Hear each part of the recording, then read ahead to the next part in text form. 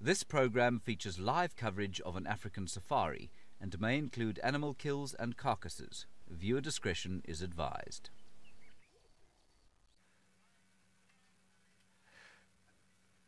A very, very good morning and welcome to the beginning of the show. I am Sydney Fumuran Mikosi and I'm traveling with Craig, who is my camera operator. I am now heading out in order to look for some cats. For your questions and comments, you can follow us on Twitter, #SafariLive. My plan this morning is quite easy, looking for cats, both spotted and the lions.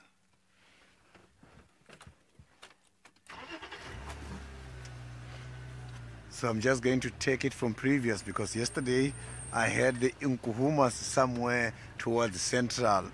They were doing some hunting activities, so hopefully we might find them this morning again.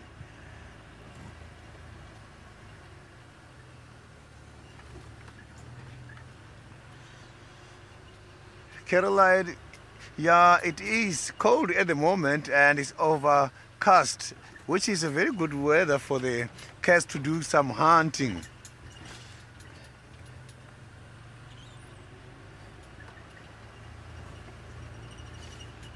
So the rain is promising to come. It is drizzling at the moment. So I've got a roof on my car today. Don't get surprised by the sightings when seeing the poles.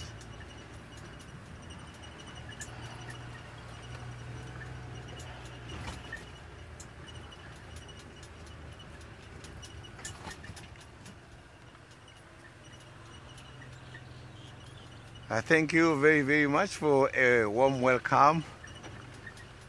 It is a wonderful morning here where I am by the western side of the Greater Kruger National Park, Juma.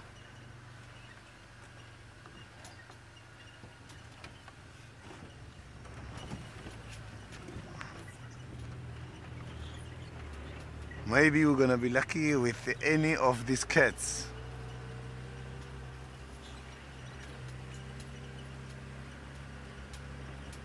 So it will be very difficult for me to see. So the animals, they do come out when the weather is like this. Please don't forget that these are more or less the first rains during this season, which is moisturizing the grasses for the grazers to come out in huge numbers for feeding purposes, which will then end up attracting the predators to come after them. So when the weather is like this, the chances are very high for the predation activities.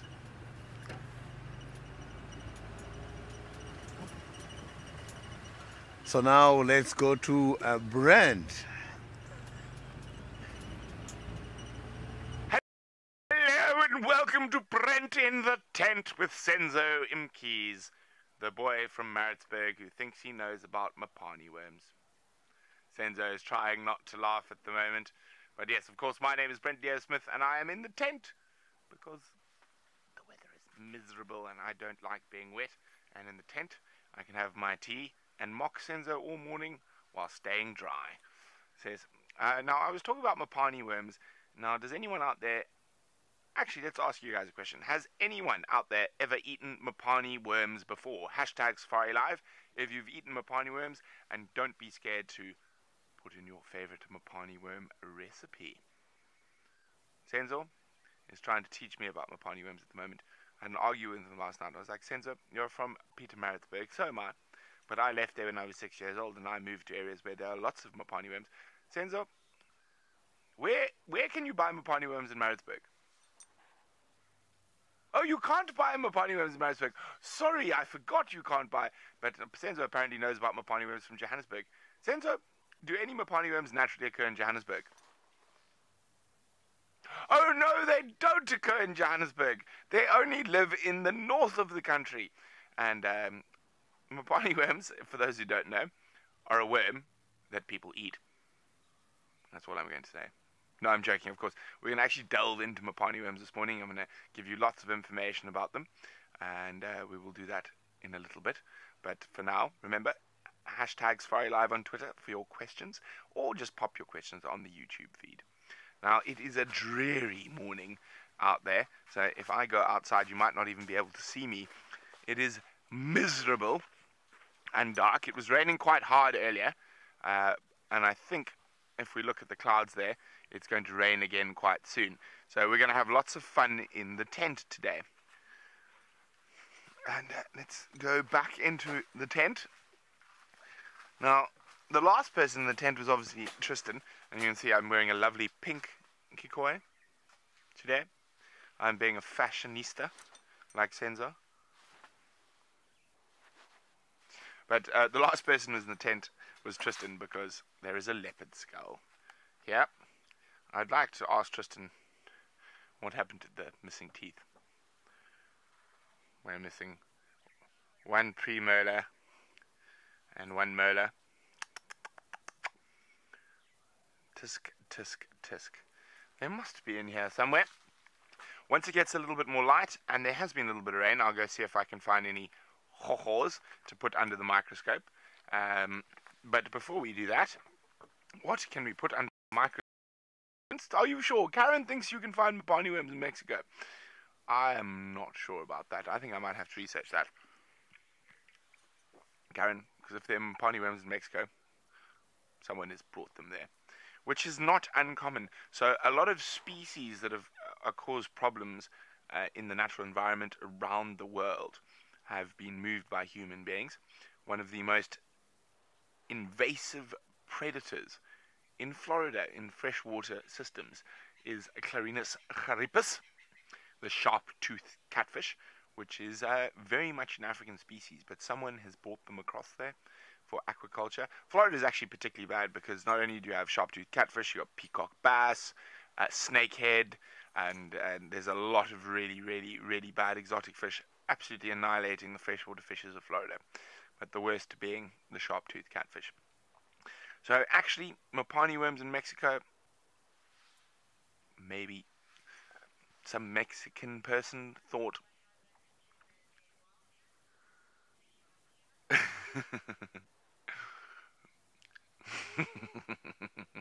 sorry, some of you are wondering what happened to the poor dead wildcat. Well, it got dissected by our trainees. We did a lesson in anatomy and parasites. It had 2 tapeworms in its intestinal tract, but very healthy wildcat other than that. No liver flukes or other parasites in its lung, liver, kidneys, etc. So it got dissected, and the bones are busy drying in a tree at my house before they come join all the skulls and bones behind me. So that is what happened to the dead wildcat. And Trishala and Oli were the main dissectors. I watched and gave advice from above. But yeah, they did a very good job. It's not an easy thing dissecting a wildcat. It's also quite smelly. That's why I watched from far away, because I didn't want to touch it because it's a predator. Okay, so we're going to get ready. We're going to get you some information on Mopani worms prepped. While we do that, let's go see Sydney, the eater of Mopani worms.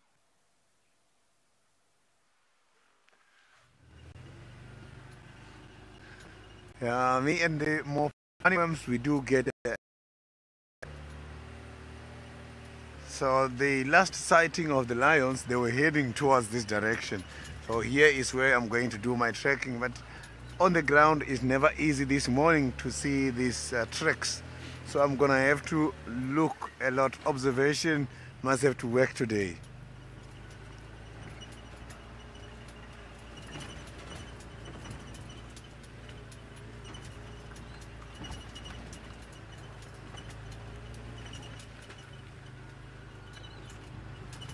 So let's hope they are still in the same area here.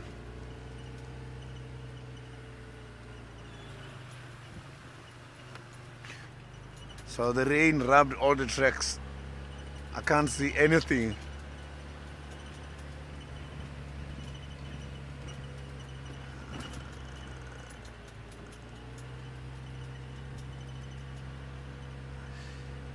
I am so very happy too for tracking the lions, and I hope to find them. So the vegetation is nice and clear, so I can see far. I am battling to see their tracks, but if they are still in the area, I see them.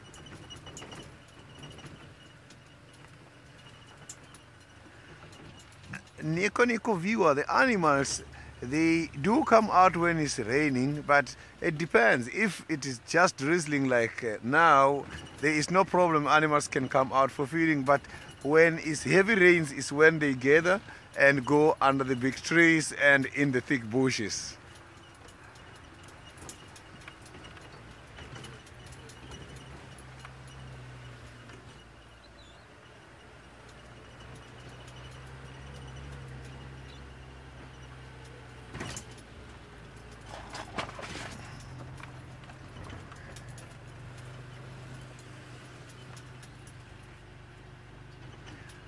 Carol, the rain, it is very important indeed. Here where I am is very, very dry.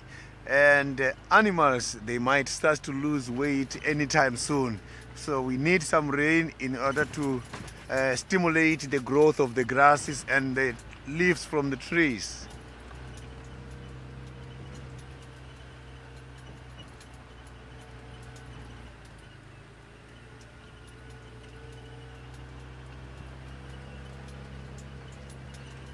So the animals, all of them, they are feeding deep in the thick bush because I can't even see one, not even an impala now.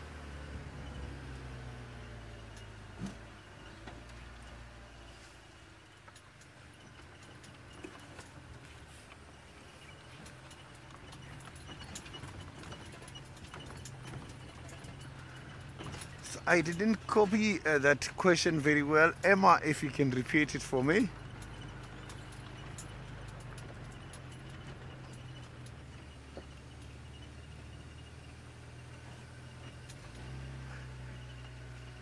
The rains, the frogs will come out shortly after heavy rains is when there will be too much little frogs here.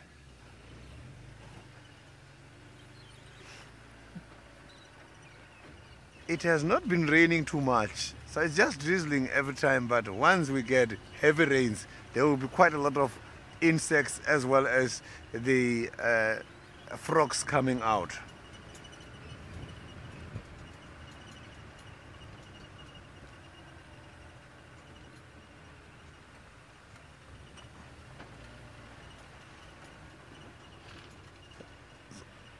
So these lions has just been here roaring somewhere around the Gary Cut line.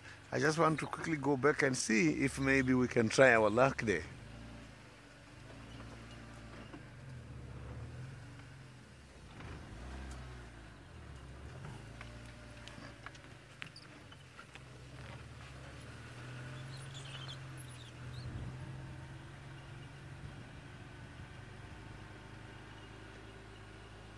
So when it's raining, it's very much difficult to do the trekking. I have got to be very observant and look at these animals.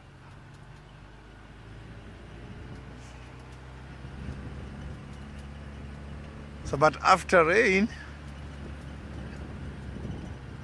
so we do trek because we've got to be very observant and look for these animals, and also we can pick them up from the smell. And we can also hear the sound.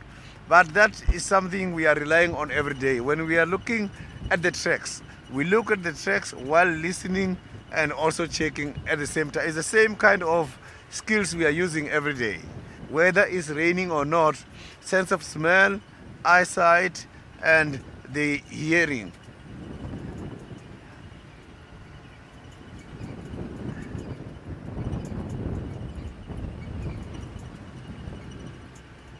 So the rains, they don't really wash away the smell. Instead of washing away, it brings the smell. Because when the animals are wet, they secrete a very strong smell. For instance, the buffaloes, when they're wet, the body scent becomes strong. All these animals, when they're wet, they do start to smell.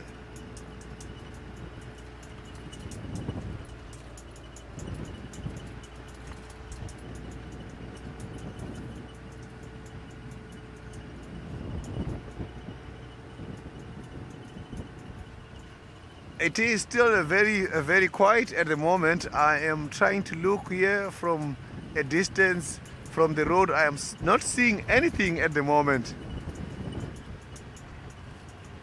But hopefully we are heading towards the right direction.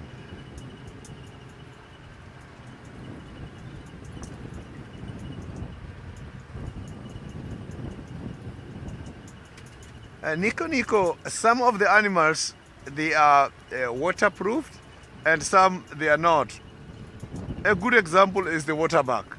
The waterbuck has got hollow hairs, and these hollow hairs absorbs quite a lot of water.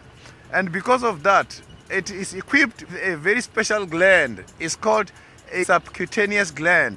This gland is the one which dry out the hairs in order to avoid too much absorption of the water, because the waterbuck can also swim so that he can be able to float. Otherwise, he's going to drown. So some of these animals have got hollow hairs and some they don't have hollow hairs. And if you check by this time, when it's cold or when it's raining, animals, they do raise their hairs. And when the hairs are up, it helps in order to prevent water from entering the body.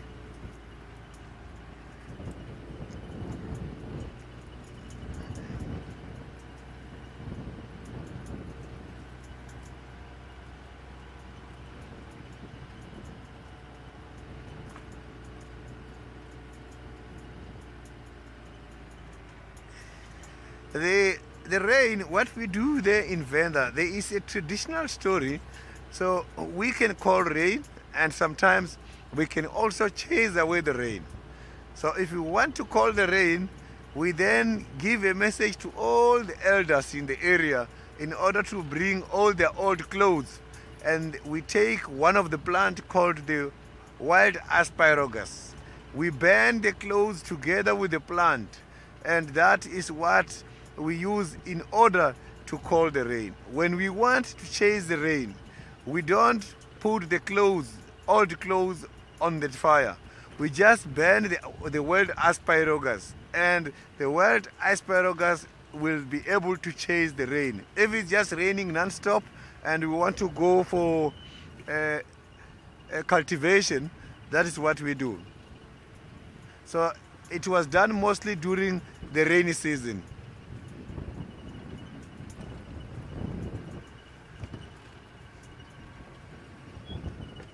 Here we go. There's quite a lot of impalas here at the moment where I am. These impalas, they are starting to feed. As I indicated earlier, that the grasses are very moisturized. This is quite a very big impala head. So I don't think these impalas will easily get predated. So somewhere here is where the lions has been heard.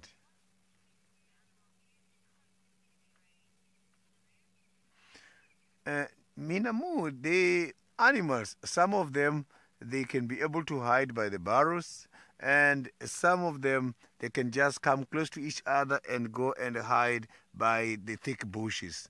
So those are the kind of tricks animals are using. So they do look for the shelter when it's raining too much.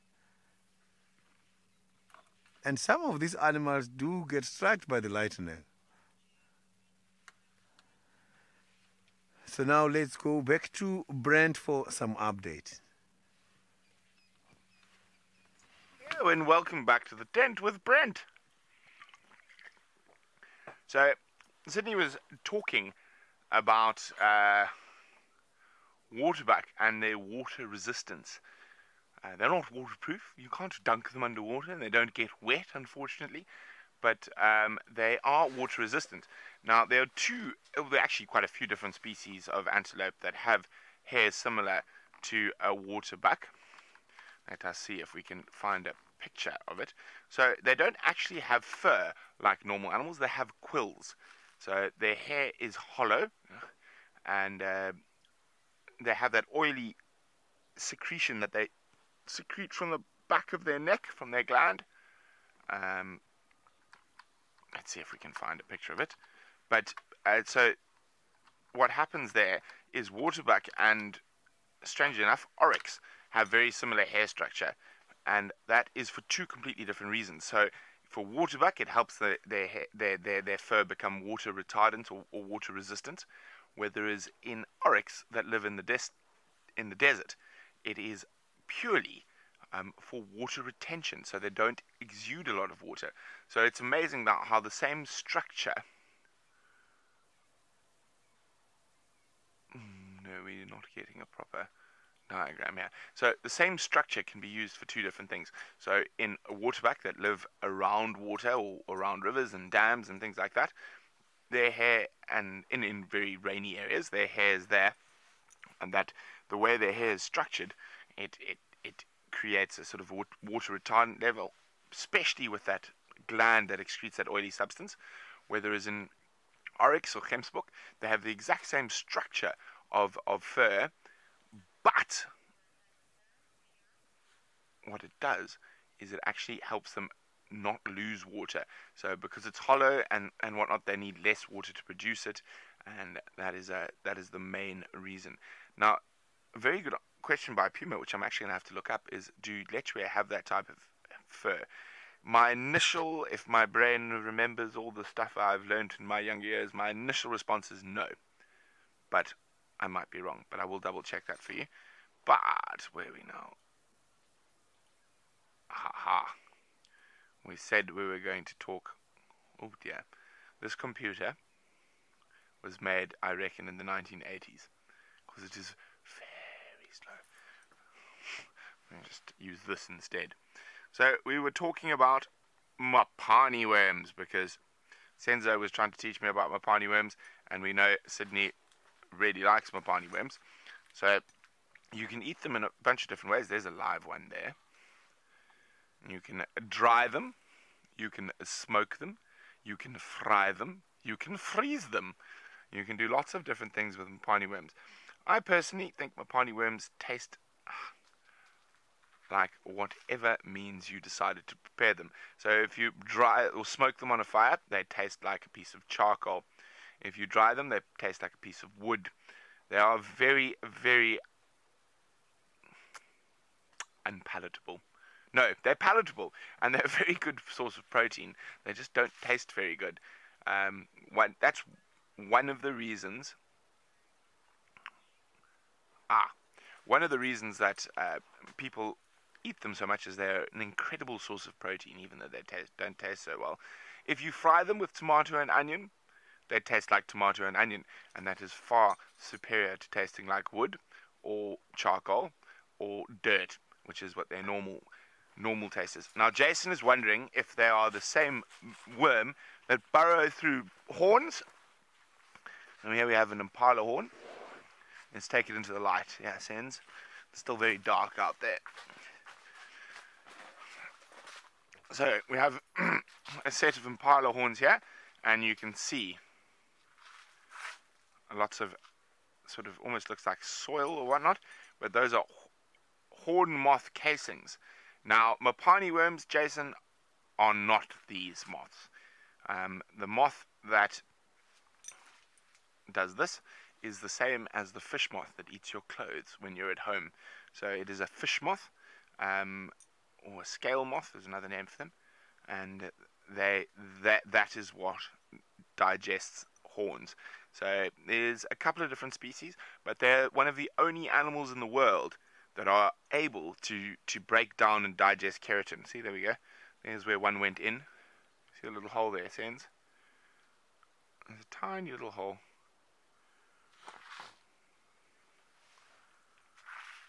So this casing that we're looking at here is actually made out of the excrement of the horn moth. So that's broken down keratin. Now this current one, this one here, is empty. These ones might have some larvae in, that's why I'm not touching it, but you can see this one's a completely different color.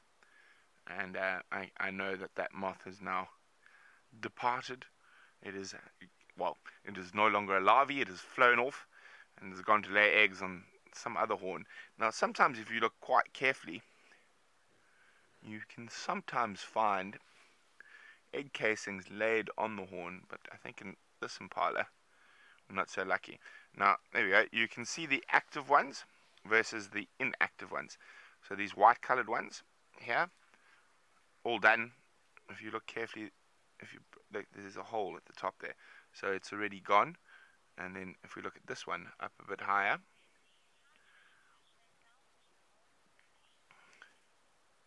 Beverly is wondering how they attach themselves to the horn.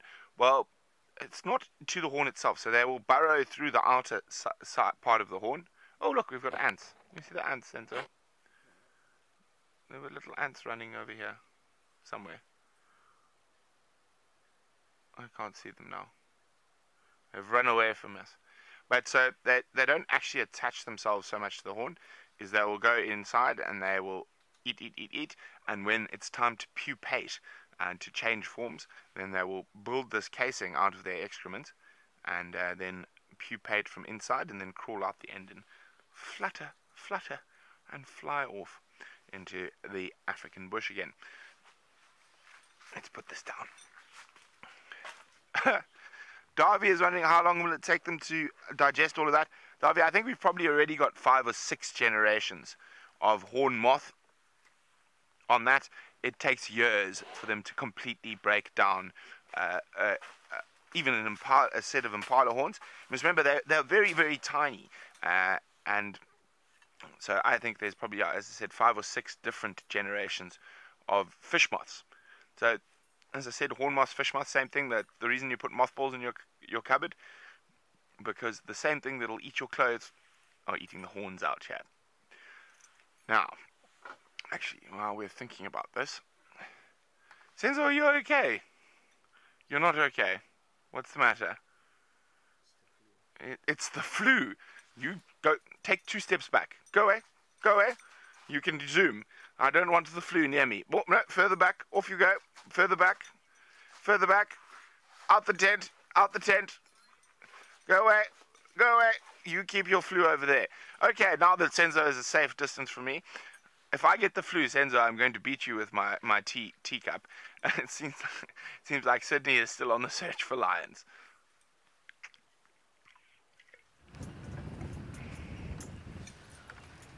I am still right here trying to pick up an audio from these big cats, but so far they are very much quiet. They are not roaring at all. So I think the roar is very important for me to find them this morning. If they don't make any noise, it will be difficult. But I know they are in this block because it's where the recent audio has been picked up from.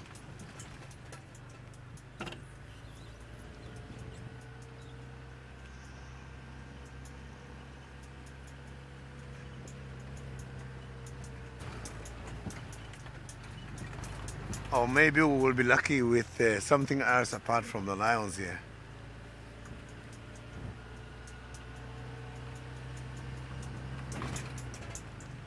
You've told me.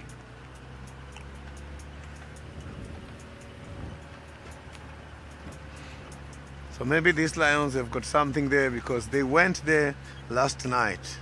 And since last night they've been there. They are not out yet.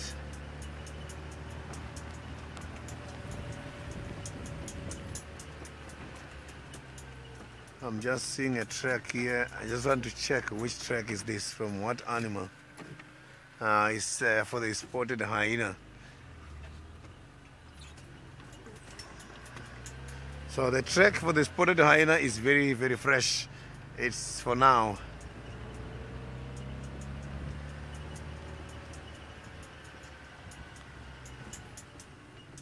So here mostly the hyenas are going with the leopards.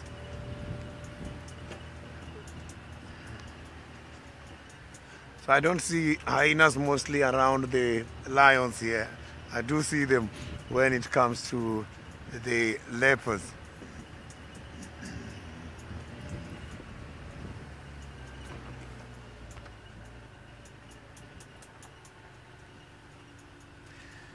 So we have got animals such as the black mambas here. Those are very much dangerous animals which are very much scary. So you can see some water bugs there. So a lot of people, they've got a strong belief that animals, predators, don't eat the water bugs. Predators do eat the water bugs. I have seen that, and I've seen it here in Juma.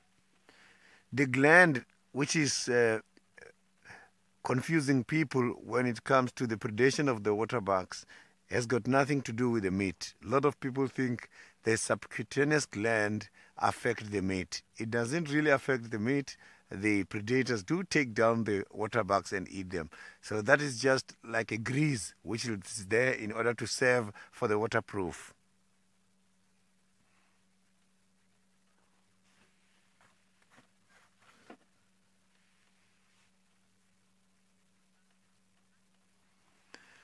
Kathy, the bushbuck is a very small animal compared to the waterbuck. And if you look at the waterbuck, the back side of the waterbuck has got a round ring. You can even see it from a very long distance. Waterbuck has got very long hairs, and the waterbuck has got big body size. And here by the neck, waterbuck has got a beep, a white beep. So the bushbuck has got some dots, some spots on them, which are called the disruption markings, which are there just to destroy the body shape when the predators are hunting them. So this is quite a very big animal compared to the bushbuck.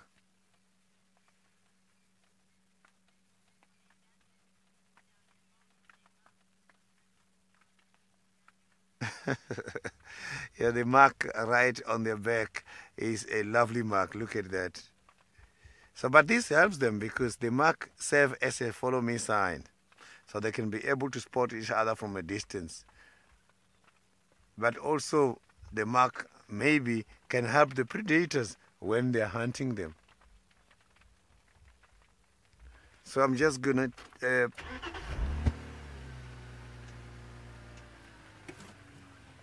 the baby waterbucks, they are more or less the same color as the adults, and they are also looking very cute.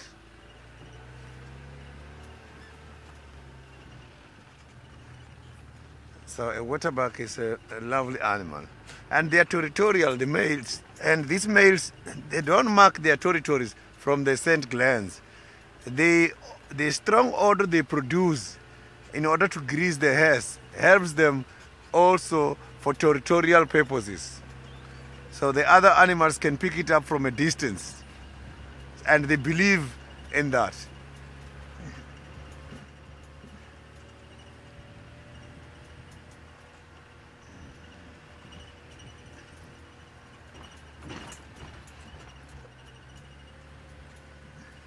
If those lions has proceeded last night coming down this side, so here is where we might meet them coming out. But if they went back, then it means I must have to check another road.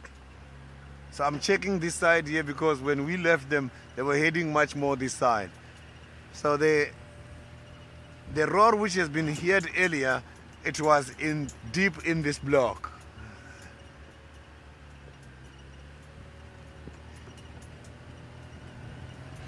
The lion roar can travel long distances. So maybe they have already gone past.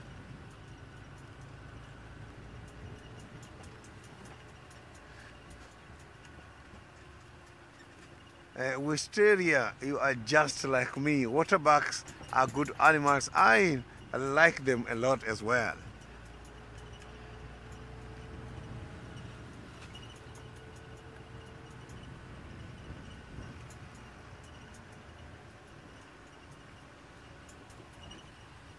There's still no sign of the lions on the ground. So the bush now, after this little bit of rain, I can see that the grass, they can easily camouflage those big cats. So it's not easy to see them.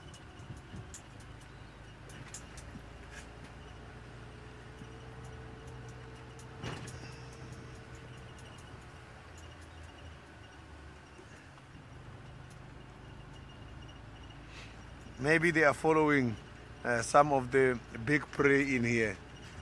They might surprise us. I haven't seen the buffaloes since a day before yesterday. And these lions are always after the buffaloes. Maybe there are buffaloes around here.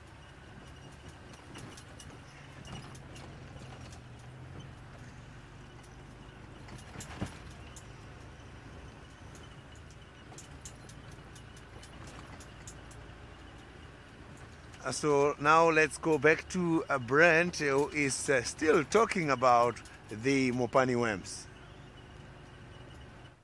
Now, why I was telling Senzo that he doesn't know about Mopani worms is if we look at a map. Thunder. We could be in for some proper rain. So, wait, I need, there we go. I'll use the porcupine quill. That is the correct thing. Senzo, where is Maritzburg? Maritzburg. See, there's Durban there. So Maritzburg is about there. Do you see? Green means Mopani trees and the distribution of the Mopani moth. There's no Mopani trees in Maritzburg, Senzo. So we are about here. We're just south. We're there, about there, just south of the Mopani tree distribution. The map's not entirely correct because I know for a fact there's a lot of Mopanis over here, and over here, and over there. But this is the sort of core Mopani sections. In South Africa, there's also there's quite a bit of Mopani along here. Let's find a better map, actually. No, that's Miombo. No, that's the wrong map. I actually, as I looked, okay, well, it's the best map we've got, so we'll stick with it. There we go. But so this is sort of the core distribution of Mopanis. They do extend beyond there.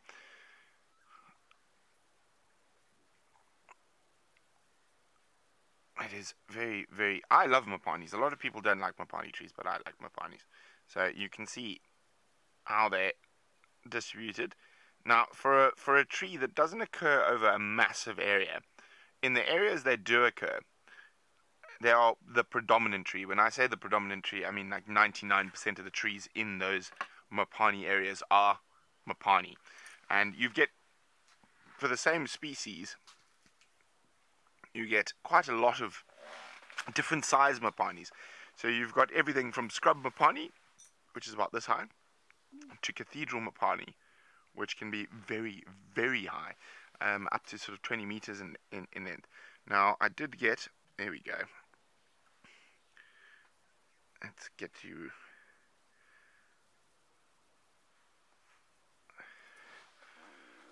So there we go.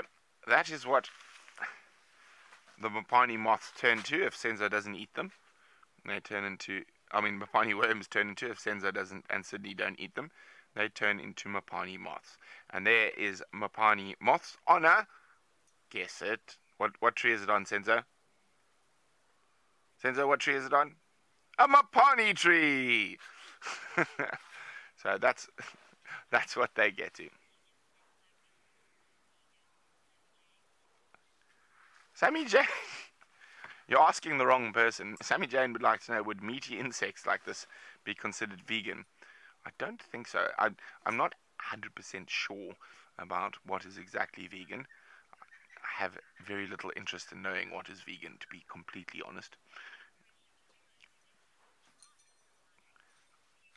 Puma says, do elephant and giraffe eat Mopani worms? No, they do not, but they eat the Mopani tree, both of them. Animals that eat Mopani worms, I've seen leopard, I've seen lion,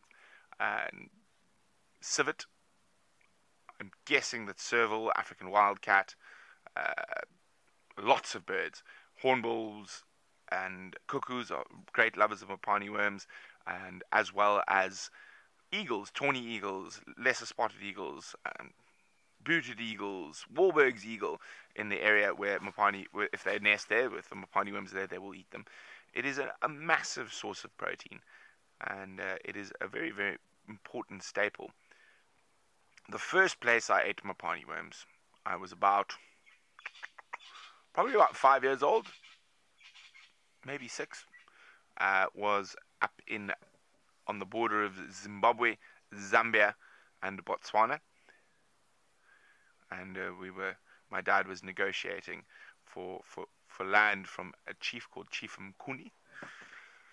And I happened to be wandering around, and they fed us mopani worms. I ate them happily. I didn't really mind. I still eat them happily, but if there's something else, I'll eat something else.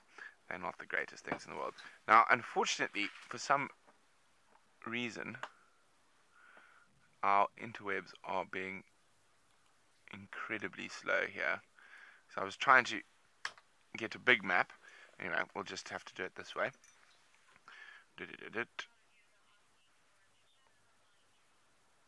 Ah! Want a picture of a mopani tree? That I can do. I love mopani trees. They have it's difficult to describe, but they have the most wonderful smell. Their leaves actually look like a buffalo footprint. If you... Okay. Let's have a look. Now, as I say, mopani trees come in... Webs are...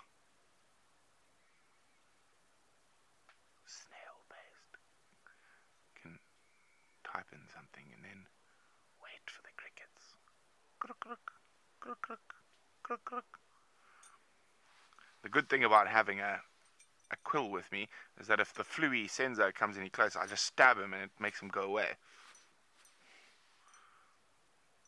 Senzo, are you going to be the next vector of disease for the whole camp? He's nodding his head. Everyone who works at Wild Earth, stay away from Senzo. He's contagious. I don't have a choice. Fortunately, I have the immune system of a buffalo, and I'm hoping that I will be able to beat off Senzo's disease. You foul creature, you, Senzo. In the meantime, let's go across to Sydney to see what he... So there used to be these butterflies that comes in the area once a year, and after that they make these mopani worms, and we get them from the trees in the form of big caterpillars. And apart from that, some of my grandmothers and also my mom, they used to go to the area called Mopani and also in around Messina and apply for the permits to go and harvest these Mopani worms during the olden days. So we used to, when they are fresh, and then we take the inner parts of the worm and we dry them. After that, we half cook them and put some salt, and we take them out and we dry them by the sun. Then we put them in bags when they're dry so that it can stay much longer. For the whole year, we'll be feeding on those mopani worms.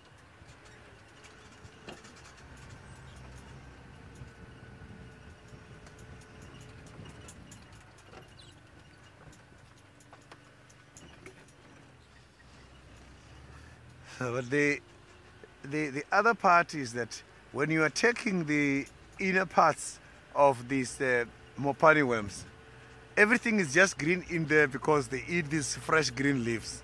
And your hands, they are all going to turn green. For a couple of days, the hands are going to be green, and you're going to have a smell of the fresh mopani.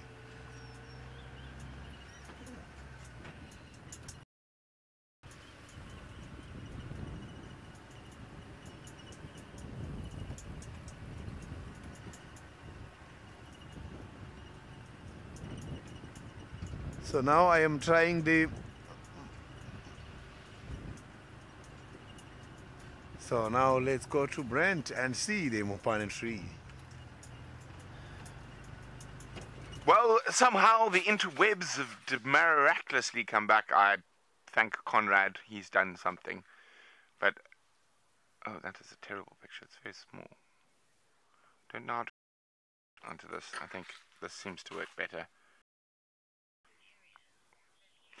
Ah, an excellent question from Lily, age 7. You can, I don't know how to make it work on the other one. You can look there, sense.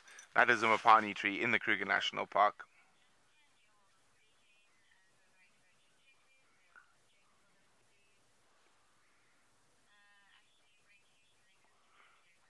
Sorry guys, it seems like we've got a lot of gremlins, so I will answer Lily, who's 7 years old, question shortly. At the moment, you're going to have to bear with us while we go to Tech Loop.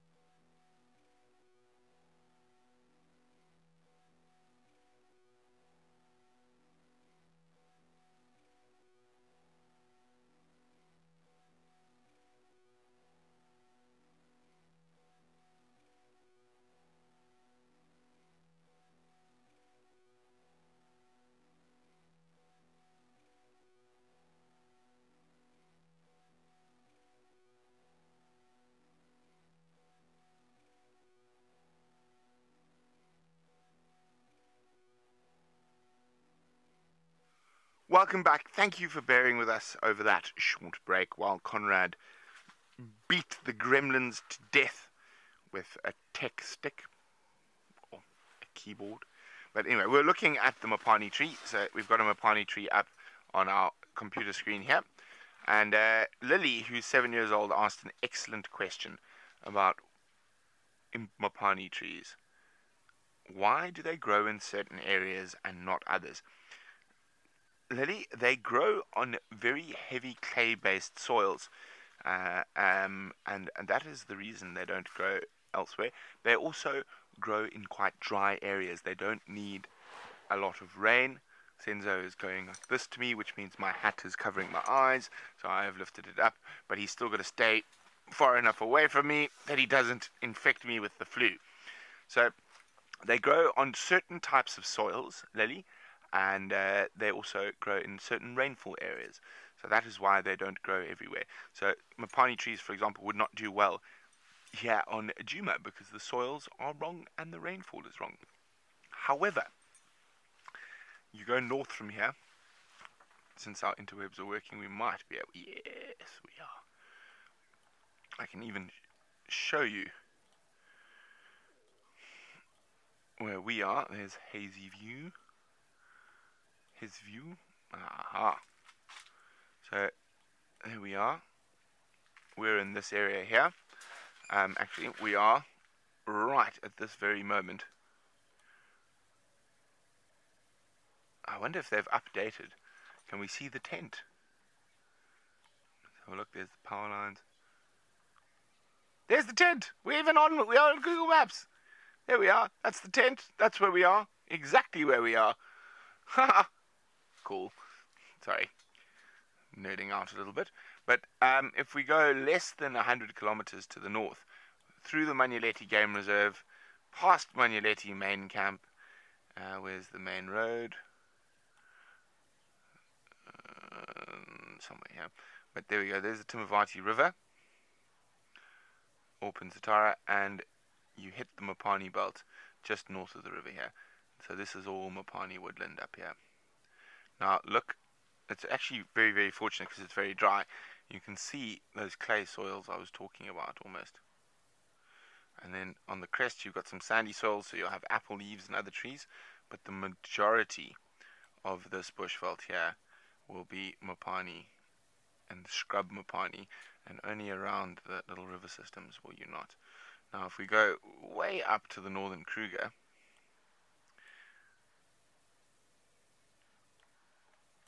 this is all mopani. Look at that. This is mopani in the dry season as the leaves are turning and it becomes very red. Isn't that wonderful? I love mopani woodland. Now, a lot of mopani, a lot of people don't like because it's not very pretty, but the biodiversity that mopani woodlands hold is very significant, and it is very important for a lot of different species. And you have mopani endemics, so you have certain animals and birds that will, well, birds more than animals, and insects, of course, like mopani moths, that will only occur in mopani woodland. And I've got a question for all of you. What chat do you look for when you're in the mopani woodland? Hashtag SafariLive. So it's a birding question. What chat do you look for when you're in the mopani woodland? They occasionally do occur in Miombo or Brachystegia woodland as well, but their favored woodland is mopani woodland. Michael's wondering, are there any invasive plant species that threaten mopani woodland? Not as a major threat, but there are occasionally invasive species such as prickly pears, probably the only one that can survive in mopani woodland, but the mopanis tend to dominate and outgrow. Now, there's a spot, I think I can actually find you a picture of it.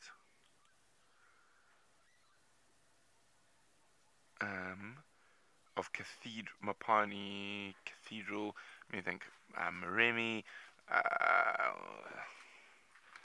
Southgate.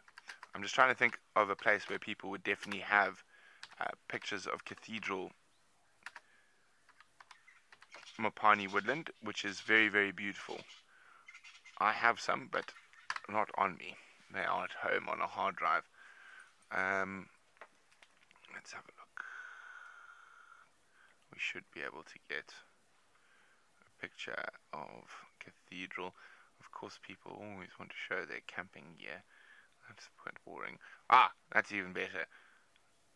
You can't really see it, but I thought it was a great picture because it got my favorite animal in it. So, cathedral mopani woodland is quite rare, but you can see these are very big trees, but there's some African wild dogs. That's why I chose that picture. Okay. Seems we're going to have to choose another picture because we can't see how big the trees are. But they're wild dogs. There we go. Oh dear. And no one's got proper pictures of the... Ah, there we go. Oh no, there's someone camping. There we go. Ah, it's not a good one. Oh, it's not a good one either. Anyway, so a cathedral mopani is actually quite rare where you have massive tall mopanis. Most mopani woodland is scrub mopani. There we go. No. I suppose that's... Oh, that's... Deja Vu's asking, can the green from the mopani worm be used as a natural dye? I'm not sure, to be honest. Maybe Sydney would know. As I say, I've eaten my odd mopani worm, but I definitely know more about the tree than the worm itself, apart from the fact that it's a moth. And it's edible, and the moths are very pretty, and you can get complete invasions of them at certain years. And when you're driving on those long straight roads through the mopani woodland in northern Botswana, it can be impossible to miss mopani worms because there are hundreds of thousands of them crawling across the road, and that is not a good picture as it sends. No, I'm everyone wants to see wild dogs after seeing that picture. Well, maybe if the weather stays clear and the thunder stops, there we go. I suppose that's the best we can do. And it's Southgate in Maremi National Park in Botswana. That's Cathedral mopani woodland. So big, tall mapanis with lots of gaps between, where there is scrub mapani is almost impenetrable. You cannot even drive a car through it.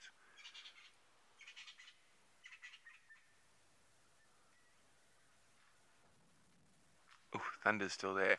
Now, I was actually almost considering thinking about jumping on a car and going out for a bit, but while the thunder's there, we'll keep holding on in the tent.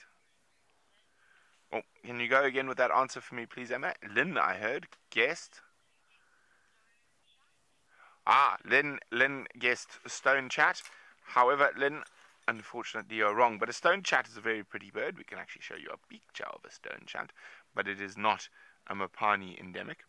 I've actually seen stone chats. There we go. Well done, Shan. Well, we'll just show you the African stone chat quickly. Yeah, I've actually seen them on Juma before. Never managed to get them on camera, but I have seen them on Juma before. There's the African stone chat.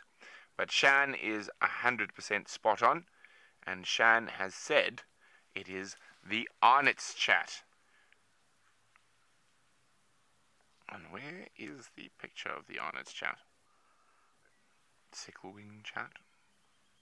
Wheat ears.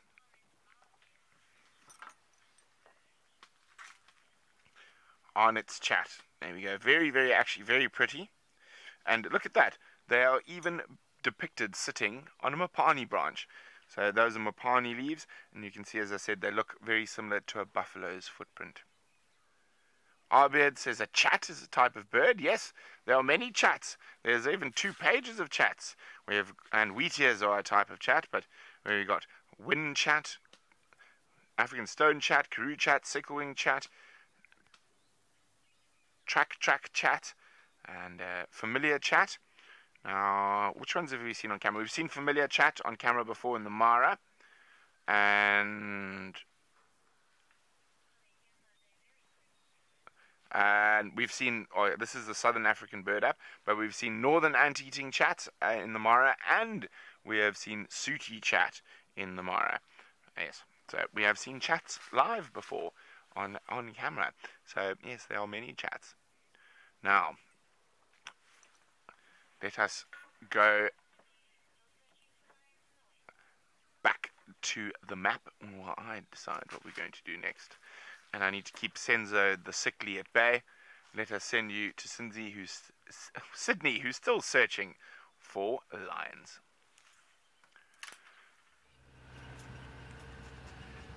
I am still searching for these lions here, and there is no sign of them. Where the sound came from is where they are deep in, and it's inaccessible there. So now I am going towards the cheetah cat line to see if we can find any other interesting animals apart from these lions. I will come back here later on and see if there is any developments.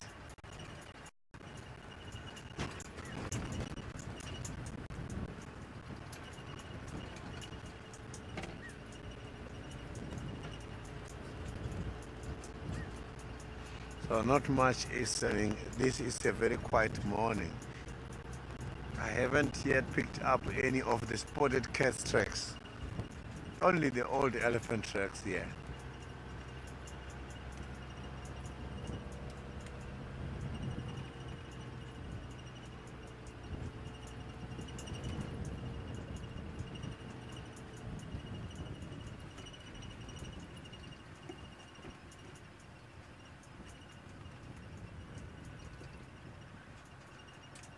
Safari Sali, the most amazing lion experience I had, it was when I was on a guided walk, and that morning I was for these lions, and then I saw these fresh tracks, and the tracks were going all directions.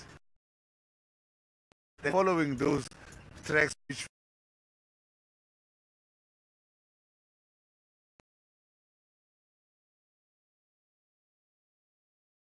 Welcome back. Unfortunately, it seems that Sydney has found some gremlins. As it goes, it's the weather, and we are live, and that's why Brent is in the tent. just in case. Senzo, don't come close. You and your sickly man. Go back. There we go. So, we've been chatting so much about Mopani woodlands that I think we're going to chat about one of my favorite parts of the world, which is completely surrounded by Mopani woodland, and it is an incredibly interesting part of the world. That is the Okavango Delta in northern Botswana. It is the largest inland delta in the world that does not ever reach the sea. So we're going to follow it with the mouse here, Sens. So there we go. This massive river spreads into the Okavango Delta. It comes out in the Buteti River, which goes down into the Makgadikgadi salt pans. Now, this salt pan is a salt pan that is the size of Switzerland. Isn't that amazing? It's a salt pan the size of Switzerland. And there we go. Lake Ow is where the water runs out and stops at the moment, right in the southern part of the salt pan. Incredible birding, lots of flamingos and pelicans all nest there. But the most unbelievably fascinating thing is that once upon a time, not only did the Okavango River run into the salt pan, but the Zambezi River and the Kwondo River all used to flow here. And the majority of central Botswana was a massive super lake. And that dried up about 30 or 40,000 years ago. And if you come down to the northern South Africa and the border between South Africa and Zimbabwe, there's the Limpopo River. And the Limpopo River is set in this absolutely monstrous river valley. But the river's always dry. And that's because all three of those rivers used to flow out of the massive super lake in central Botswana, down the Tati River, which is also a massive river. Look at that, how big it is. The border of Zimbabwe and Botswana that's completely dry for the majority of the year, and into the Limpopo and out. So you've got this incredibly huge river valley, and always, there we go. And when you get down to the Mozambican coast, look at the size of this floodplain. It's hundreds of kilometers wide, but now there's the tiniest of tiny rivers that flows out. I mean, look how small it is now, that flows out to sea. But you've got a floodplain that is a couple of 100 kilometers wide, and that is due to the fact that the super lakes used to drain out into the Indian Ocean there. And let me see if we can find Kubu Island for you. Now, Kubu Island is I'm trying to think more carefully. Kubu Island, I've been there a few times. Now, Kubu Island has got is in the salt pans, but it's this rocky outcrop with incredibly beautiful baobabs on it, and I've done some digging there with some paleoanthropologists, and we found all sorts of human tools, old fishing equipment, fishing spears, old fishing nets. So that lake was within human history. There we go. There's Kubu Island, and it was an island in the middle of this super lake. Oh, there's even a camp reception there now. There used to be nothing. There's the airstrip, which is just basically on the salt pan. You just land on the salt pan. My mom landed us there, if I remember correctly, the first time. My mom is a woman of many talents, so there's just this tiny rocky island. Now, it doesn't look like much from above, but if we... Wait, oof. Oof. Oh my goodness, you can do all sorts of stuff these days. But I'll try to find you some better images. But there's massive baobabs and rocky outcrops, and you can see it was a very shallow lake because that island isn't too high above. And there we go. That's what it looks like from the top. Okay, let's send you across to Sydney, who's got one of the first reptiles who's getting moving because of the rain.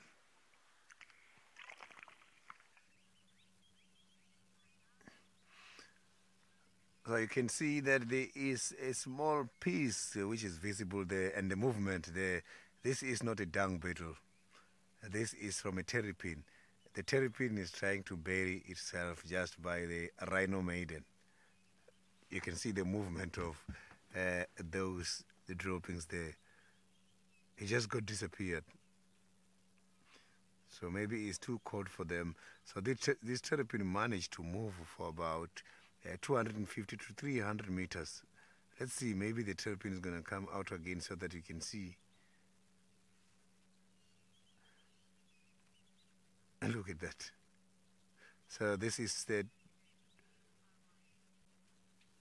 So it's confusing. First time I'm seeing this kind of experience. Terrapin far away from the waterhole and trying to look for some warmth.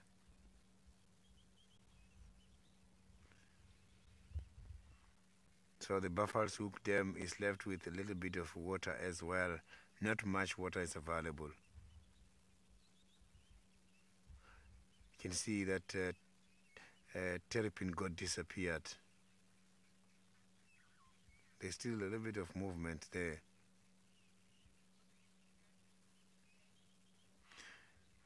A terrapin is a very small, I can say, is a reptile which is more like a tortoise. They look alike, they both have a shell, but the tortoise is much bigger, and the tortoise can be able to withdraw the head. The terrapin cannot withdraw the head.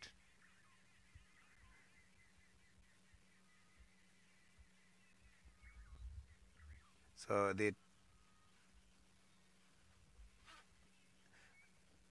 Virginia, that is what I am thinking about. This terrapin might be here looking for some warm temperatures. You can see now it's starting to come out. Maybe when it's out, you will then see how a terrapin looks like. That is the shell the terrapin has got. And it's got a very long neck.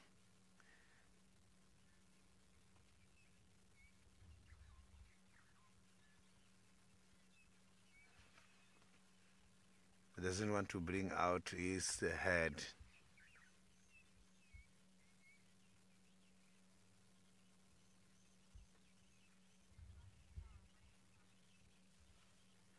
So we are not far away from the nearest water source. We're just about less than a minute away from the Buffalo's Hook Dam. So this terrapin belongs to the Buffalo's Hook Dam. I think now the terrapin is very much settled. We're just going to carry on and see what we are going to find next. When we got here, the terrapin was much more open. We saw it clearly, but shortly after that, he went disappeared by these rhino droppings. But he was right on top of the rhino droppings, who were so wondering why is he there. But now we can see that he is there for some warmth, and this is going to jeopardize him, because if the rhino comes there, how rhino mark their territory is something else. They come and navigate on top and they kick, so he might be trampled by a big rhino there and kicked by that rhino. So that terrapin must have to be very safe.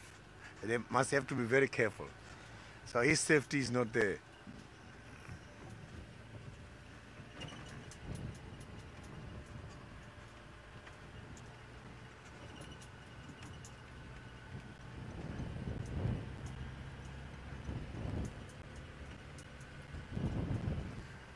So now let's go back, Brent. Hello, hello. Oh, are you ready? Oh! We're going to look for our friends. See if they are going to be awake this morning. Oh dear, I have done something bad, because I have just lost my... there we go. Oh, it's the cable. The cable is not great.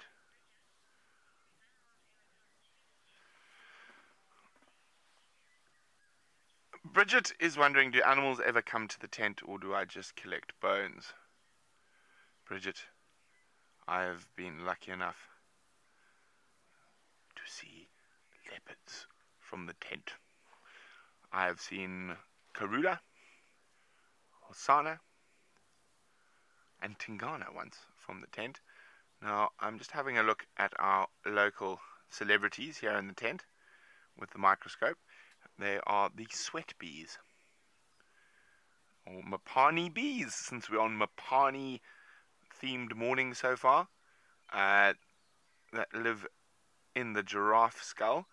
Now, if I leave it there for a little bit, the light often confuses them to think it's a beautiful sunny day and they might be coming out, but for now there's nothing. But I'll just leave the light there for a bit. So they're called Mapani bees because they actually occur throughout most woodlands, but they're called Mapani bees because you really only notice them when you're in the dry country up north. And another name for them is sweat bees. They're little stingless bees, tiny little black bees.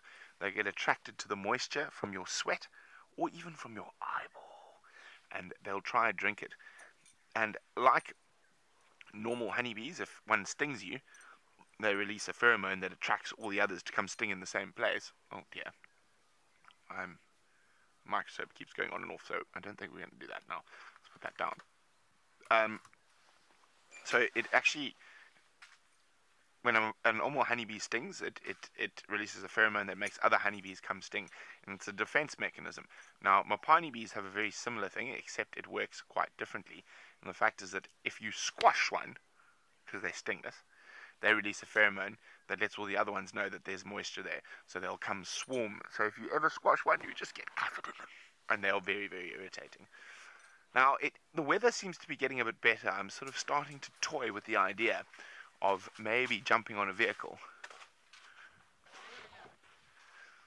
As I say that, of course, it starts raining again.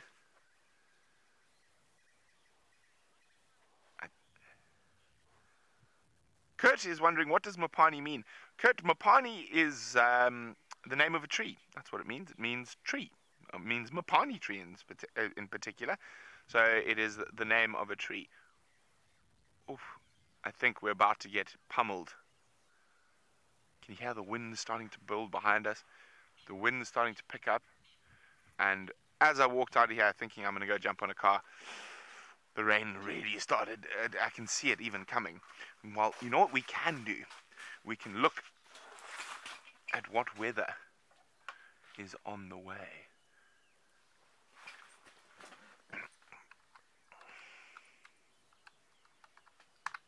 Now, I think while I'm doing that, let's have a little quiz. We've already quizzed about the Arnott's chat that lives in the Mapani woodland.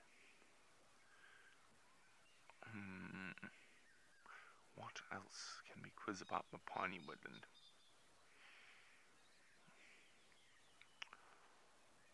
I've got it. It's too easy though. It is too easy. I was going to ask you, where's the what is the largest population of elephants that lives in Mapani woodland? But I think it'd be too easy, but we'll give it a go anyway. Hashtag SafariLive. In what country does the largest population of elephant in the world live? And most of that is in Mapani woodland. Hashtag SafariLive. I think it's too easy though. I'm going to have to think of something far more difficult. Lily would like to quiz me. Yes, of course I'm welcome to be quizzed. Don't be sad when I get it right though, Lily. Just saying. Oh no, I think our interwebs has gone silly again. Let's try on this one.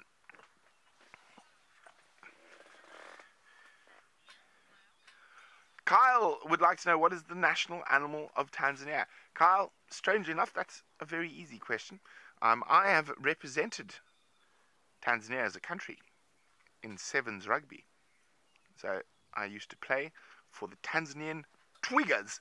So the national animal of Tanzania is, of course, a giraffe. And what were we doing? We were looking at the weather. That one's not working, so let's see if this one works.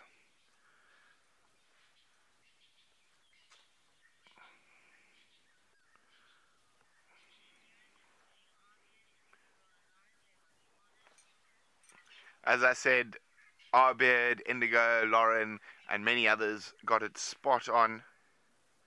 It is indeed Botswana. As I said, it was far too easy a question.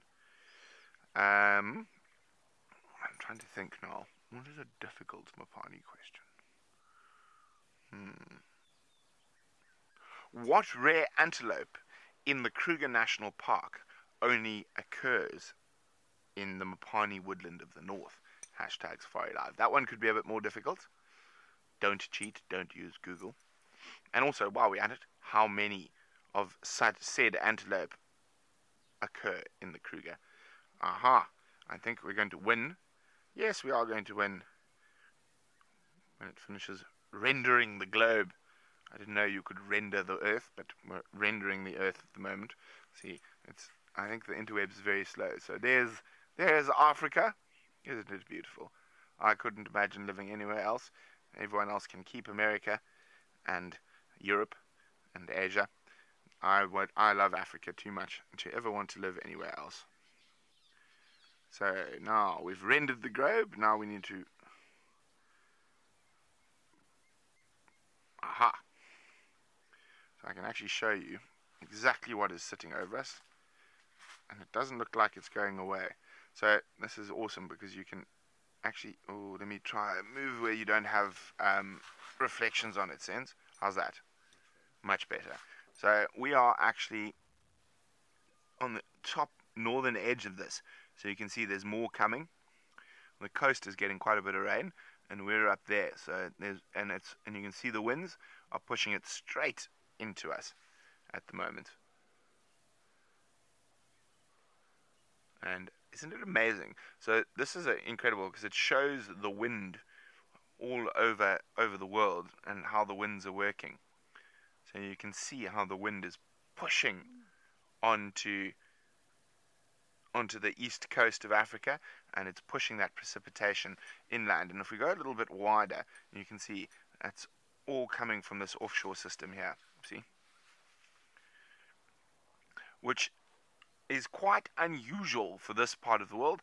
Normally our rain comes from the mountains, from the Drakensberg, but when we do get fronts like this that have been pushed off the coast, we can actually get decent amounts of rain, but it can last for a long time. Oof, there's a cyclone forming, well, a low pressure system forming there. You can see that, look at that. It's not a cyclone yet, it's going to be a while before it's a cyclone, because you can see the winds are not moving too fast.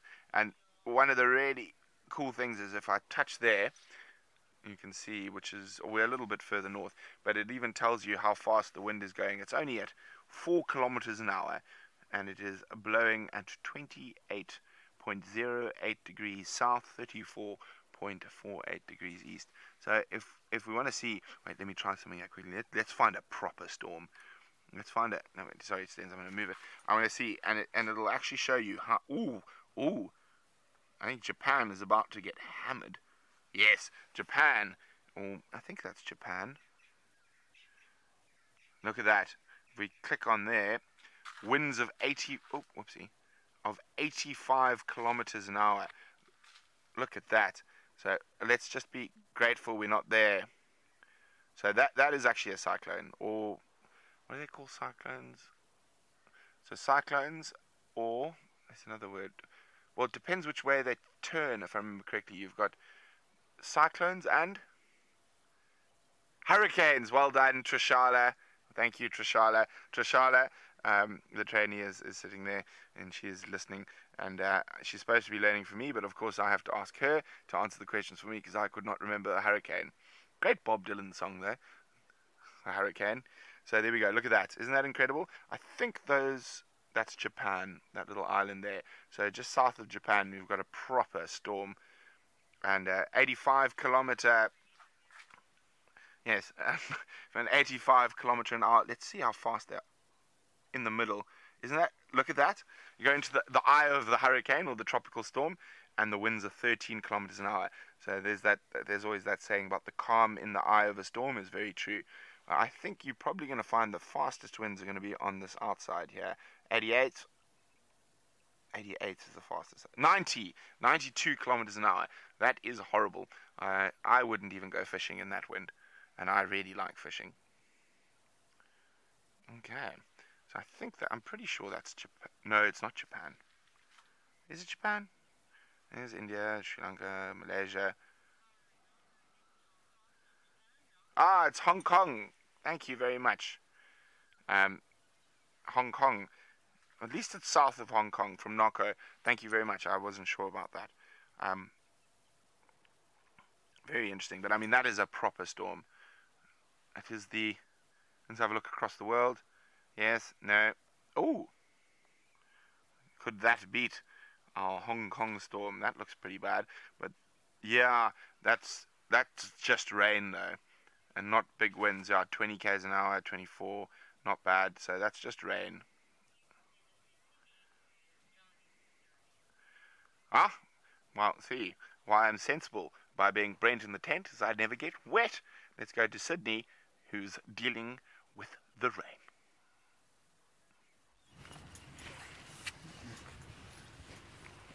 I am now heading much more towards the Cheetah side in order to see if we can find something this side, because it has been very, very quiet where we come from, and here as well the tracks are all disappeared.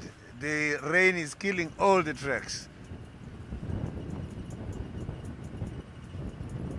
So it is still drizzling, and here is drizzling heavily a little bit. So you can see now I am on my raincoat.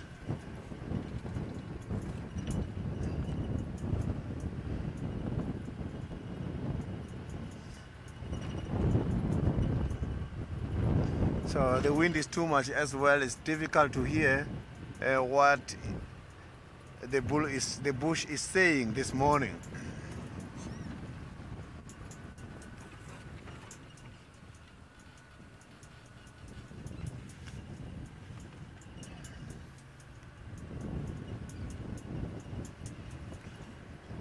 So not even a single alarm call since we have started.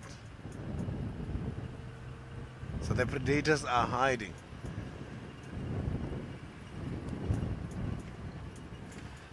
Now it is indeed very quiet. Maybe these predators are much more close to each other in order to generate some heat. That's why we cannot see them. They are not moving at the moment here.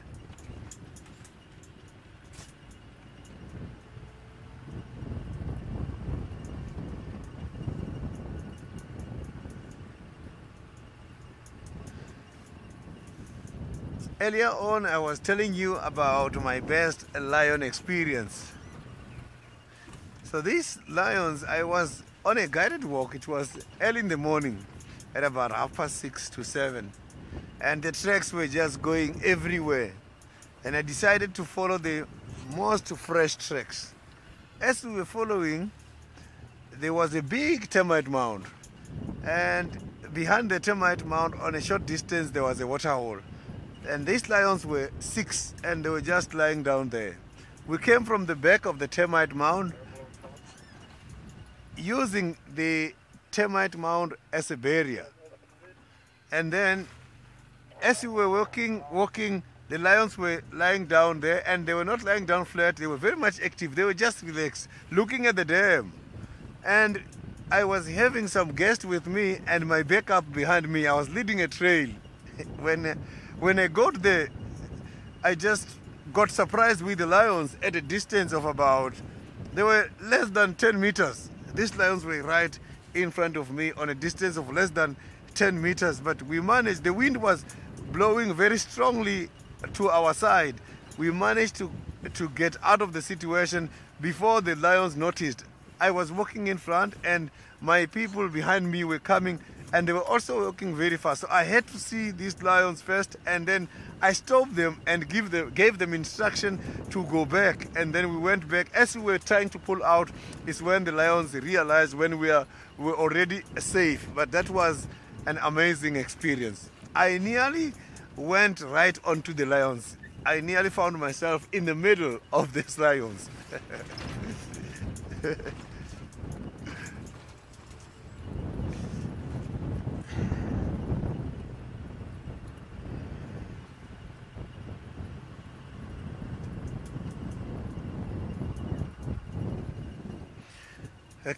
Animals, when it's raining, we don't lose them, but yes, the first heavy rains we do lose animals, because these animals lose quite a lot of weight now, and their body functioning, it becomes very much low, and the vegetation, when it's coming back from the dry season, when the new growth is coming out, it comes out with high voltage of tannin, which is a poison these trees are using to protect themselves. So this poison, when it's too much, and the animal body functioning, when it's too low, and rain when it comes heavily, animals battle to defend that, because they need a lot of energy in order to protect themselves against cold. When there is no food, and when the food is coming back with the much tannin, it gives animals a big problem. Some of the animals, they die eating more than expected. They get too excited and eat and get affected by something which is called bloat, which is just a blockage of the esophagus because of too much gases from the stomach.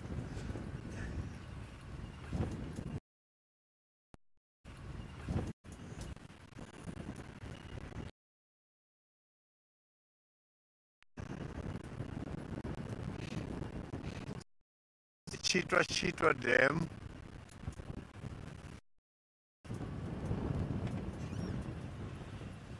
So now let's go back to Brent.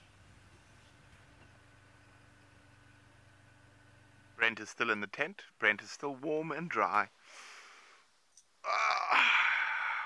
Isn't it lovely to be in the tent? Senzo ran to get his long pants because he's that cold. Senzo, you should have been like me and put your long pants on when you got up in the morning. So I'm still waiting for answers about what is the rare antelope that occurs in the Mopani woodland of the Kruger.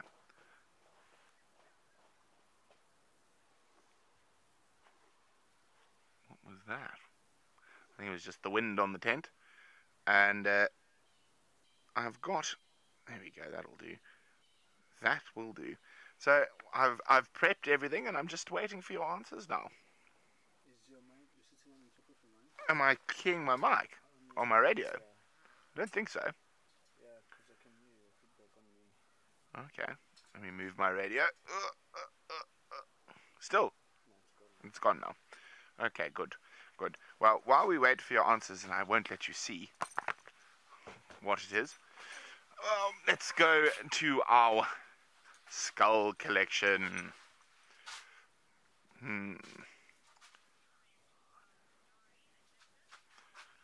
Dory says a dik-dik. Dory, unfortunately, you are incorrect. There are no dik-diks that occur in the Kruger National Park. Indigo Girl says an oribi. Not an oribi. They like grasslands. Lily says a bongo. Well, they literally live in the opposite type of area to this antelope. I said they live in the dry country. A bongo live in the wettest of wet in the rainforest. Now, this skull has absolutely nothing to do with the quiz. It is actually a common duiker skull. A male, quite a big boy, old boy as well. And we can have a look there at his teeth. Quite strangely enough. Ah, dear. We'll have to talk about the common duiker in a second, because Agcat has got it right. We need to get to my Levi's. Well done. Oh, goodness. You can see this is James Henry's tent, because everywhere I go, I hit my head. You can see, and literally, I'm bent over. I'm already, see, if I had to stand up properly in the tent, you can't even see me, and I can't see because the lights are blinding me.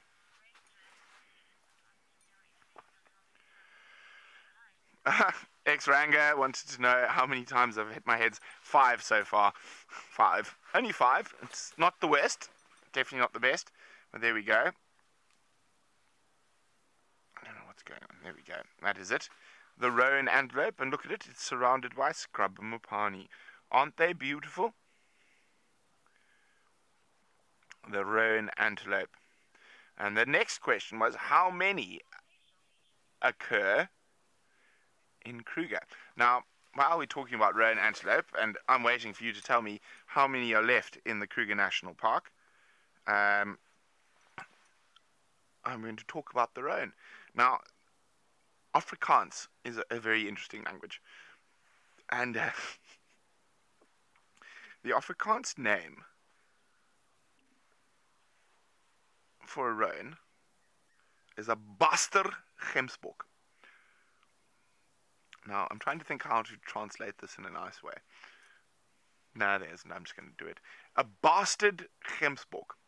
Now, a Gemsbok is an oryx, and it's basically purely based off the coloration. It's a fake oryx. And, of course, it's got no relation to oryx whatsoever. It is actually more closely related to sable and the extinct antelope called a bluebuck, which used to occur around in the Western Cape and the Karoo, which was shot out by the first colonists in Africa. Hippotragus is the beginning of their scientific name, which means horse-like. So very, very big animals, and for some reason, I don't know how, someone thought they looked a little bit like horses. I don't think they look like horses at all. Anyway, scientific name, we ain't going to change it.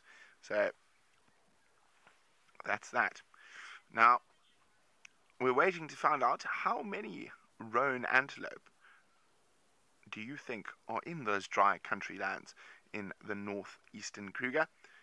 Hashtag SafariLive if you think you know. In the meantime, Sydney's got an animal who really doesn't mind being wet.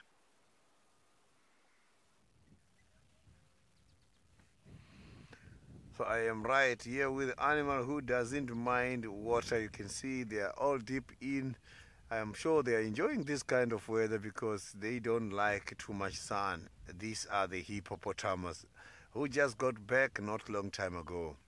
All these hippopotamus has been out for a diet.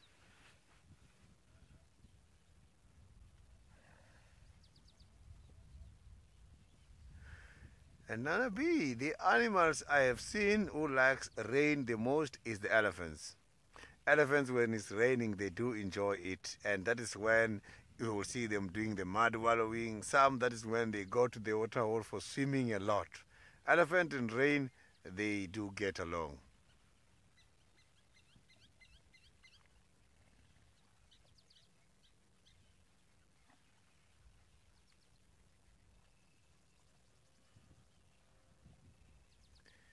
So you can see the oxpeckers don't mind. They even come when it's raining in order to clean these animals.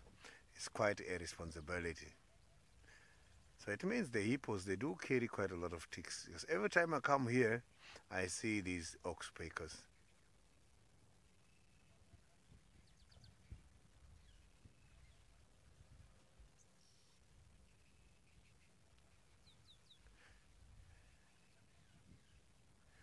So there are some few babies I can see. This is a very big school of the hippopotamus.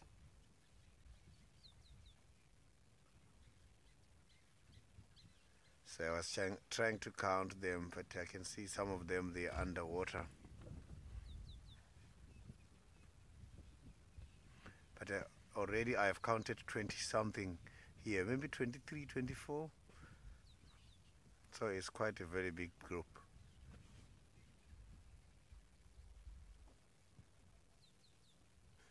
So the hippopotamus are very much relaxed. This morning they are not giving any vocal call.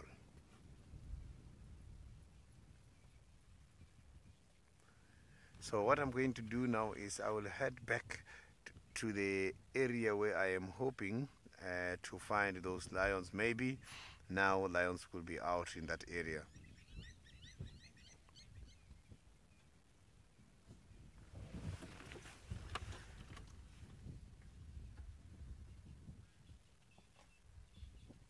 China, the hippos, the ticks can survive with these hippos underwater there. Something interesting has just happened there. I saw one hippopotamus was displaying. He just opened his mouth and he was biting water, which is a sign.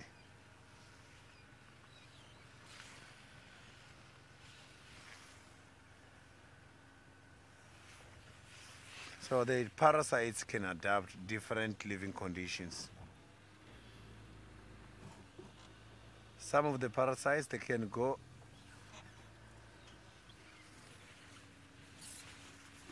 next. The hippopotamus, when there is less water by the dam, they do survive, but not for a long period. They must have to migrate from here to where there is available waters. I saw last year when there was a drought here by the Lowveld, they have lost quite a lot of hippopotamus because of little water available. A lot of hippopotamus died. Hippopotamus, they must have to hide their body in water because by the sun they experience too much sunburn. Although they do have a kind of a fluid they secrete in order to prevent sunburn, but it doesn't protect them too much.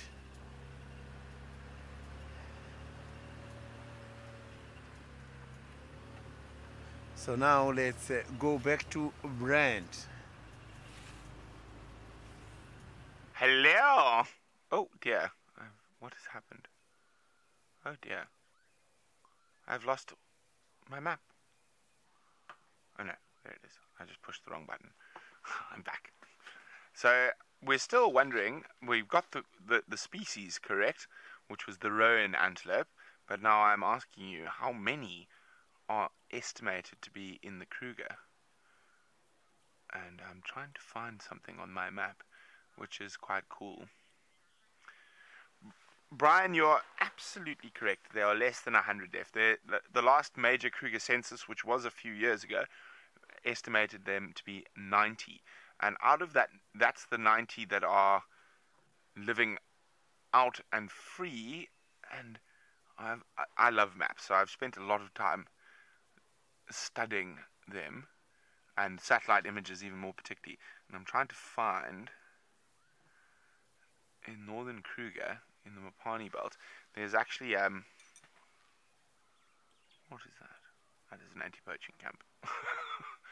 There's fenced off areas. There's two in the Kruger where they have roan breeding programs, and you can actually find them on the map, but I can't seem to find them at the moment. Normally I can spot them. Either I think I'm being slow, or the interwebs is being slow. Well, we'll blame the interwebs and not me. Okay, so moving away from the Kruger, I've got some exciting news. So Jamie, myself, and Tristan and Addie are all going to be on leave shortly, and we're going to the most magnificent part of the world. Sebastian Rombi from Gabon is actually there at the moment, and it is called Cozy Bay. So Cozy Bay is a series of 4 lakes off an estuary system that is on the border, almost on the border of, there's the border of Mozambique and South Africa, and it is incredible. So there we go, that's the entrance out to the sea. There's incredible snorkeling for Ali and Jamie, and for Brent and Tristan there's good fishing. And one of the most amazing things about Cozy Bay is the traditional fish traps. They have been there for hundreds of years. So to get the fish that are coming through from the ocean into the estuary system, there are these traditional fish traps, and that's what you're looking at there. Isn't that incredible? You can even see them from the air. So what happens is it's actually a very sustainable way of harvesting fish, because you only catch quite big ones, and the juveniles can slip through the cracks, so to speak. And those are all traditional fish traps, and each family will have a series of traps that they maintain and look after, and they're all built from wood and the stuff from the natural environment, and it's a very sustainable way of fishing, much better than nets and stuff. And you can even see ancient fish traps that have disappeared. You can see where they used to be, and there's just the remnants. The other thing is that, unlike if they were built of steel or aluminium or anything like that, they're built out of wood, and so eventually they degrade and disappear. And and over the last couple of 100 years, of course, estuaries change constantly. So the fish traps have moved to try keep up with the fish movement, so the people can still catch fish. So that's going to be very, very nice. We're going to be staying on the main lake, which is called Mvutshana. Do you know what that means, Sense? Mvutshana. No. You're Zulu. This is Zulu country. Yes. I don't know what it means either. But we're going to be staying right there. There we go. Tristan and I will be doing nighttime fishing from right there into that deep water for some big kingfish, hopefully. Okay, so that's Cozy Bay, and it is part of the oh, I can't even speak this morning. The Isimangalisa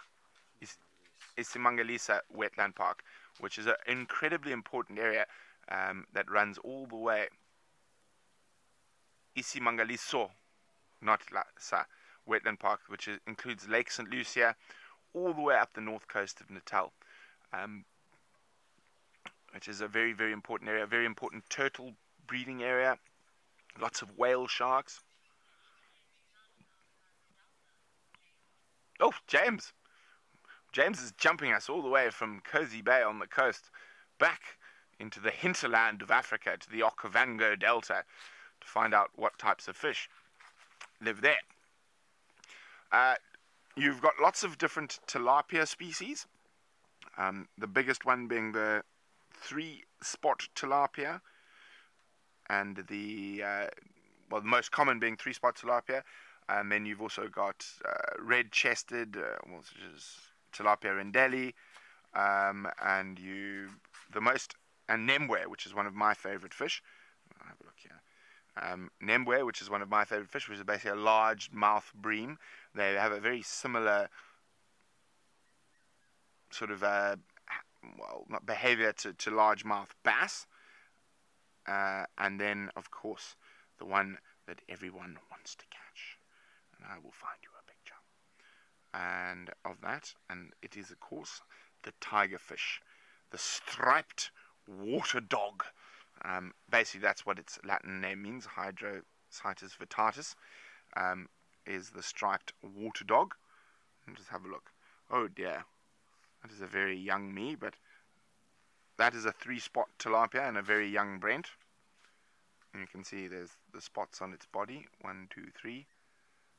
It's a very young. I think I was about 18 in that. That is a 3-spot tilapia. Don't worry, the fish was released. Okay, that is one of the fish species in the Okavango Delta. That is in the Okavango Delta. You can see the papyrus. So the pictures I'm showing you are actually from the Okavango Delta. Oh, no one is interested in me driving a boat. We want to look at fish. There we go. It must be this one.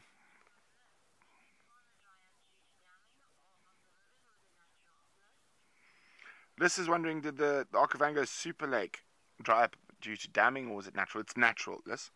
There we go. There's a slightly older me and a nice tiger fish. There we go. And you can see where it gets a striped water dog. You look at those teeth. It's quite a big one. Just under 5 kilograms. Not my biggest, but a decent one. Okay. Am I going to embarrass myself? What do you think, Senzo?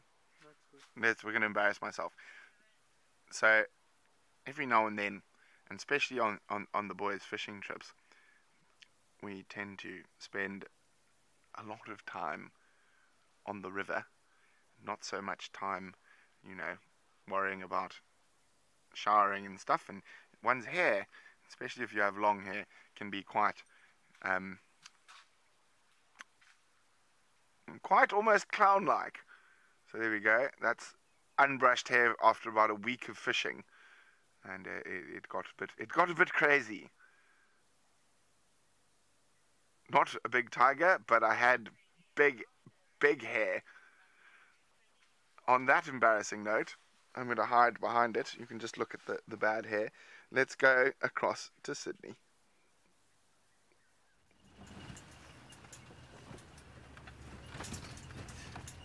So it is still a lovely morning here with some little bit of rain in Juma.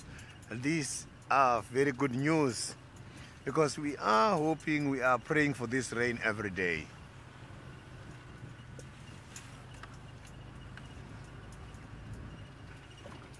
No sign of the big cats, big predators at the moment here where I am. I might get any of the predators by a surprise this morning.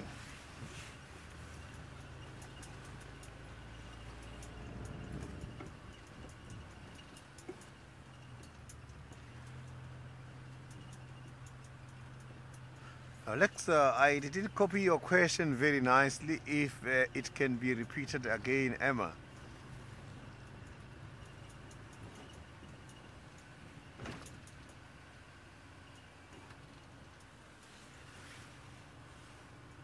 The lion pride could easily run away from us, whether driving or walking.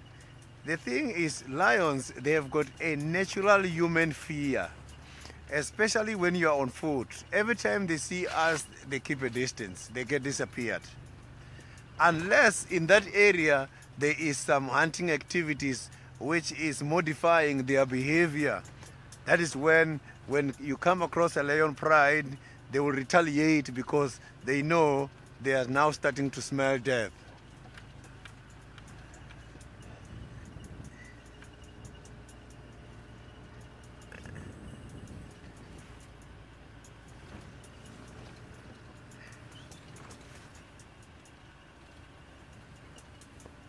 Oh, there is some zebras in front of us.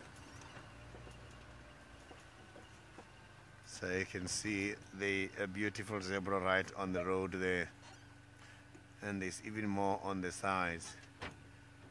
So a group of these zebras together is called a harem, where we have got one breeding male in charge of the several females, but a collective noun for all zebras together is called a dazzle of zebras. So this name dazzle is coming from their anti-predatory strategy, which is called a dazzle motion. Here is where these zebras, you will see them running. When they employ that, it's very difficult for a predator to single one out. It does dazzle and confuse the predators. So this is one of those animals with a very good kick and turn mechanism. When the zebras are turning to the right, animals must have to be careful from the left. When it's turning to the left, the predator must be careful on the right.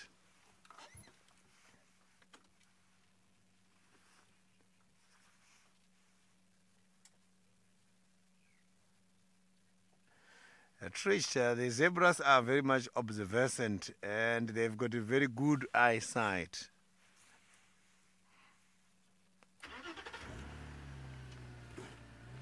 It's not an easy animal to hunt by the predators.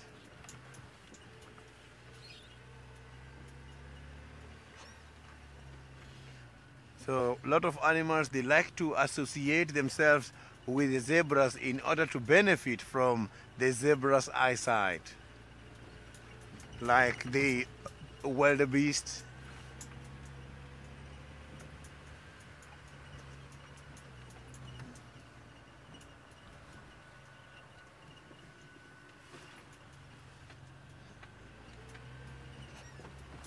So all the tracks I'm going to see now will be very fresh.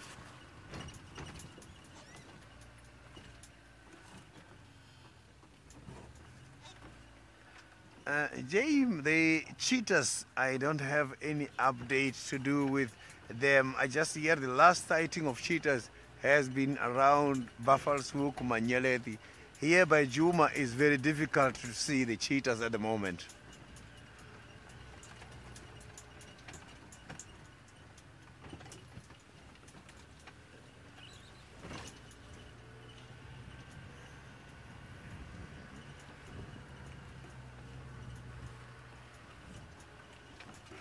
So where I am now is a preferable area by Tandi and Kalamba.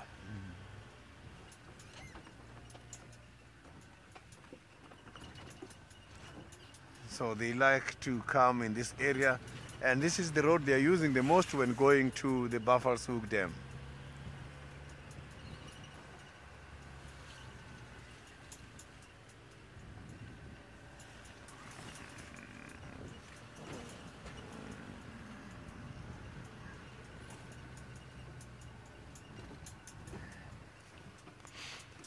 So I'm just now heading back to where the lion roar was picked up. Maybe there is something happening there at the moment. I don't think they can hide there all day long.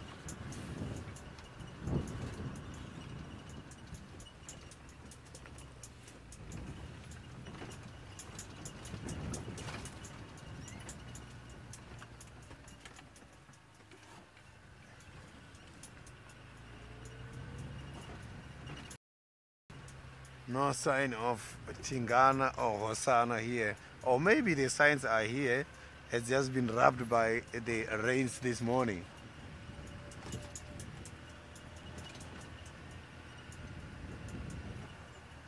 So it's difficult to guarantee that there are no sign of these two here.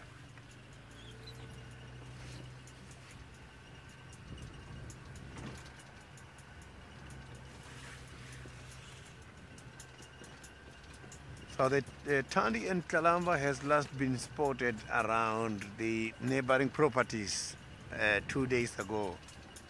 It was by Torchwood.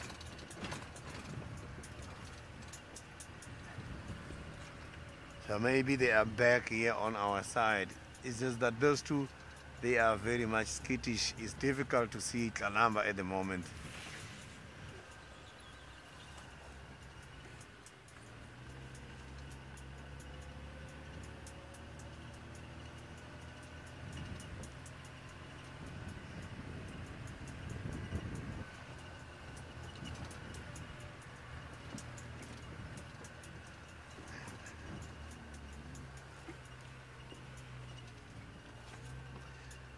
So the hyenas have just seen one single track, not too much hyena activities here.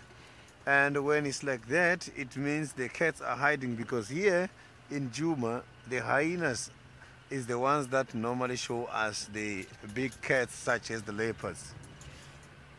So they are depending on leopards a lot.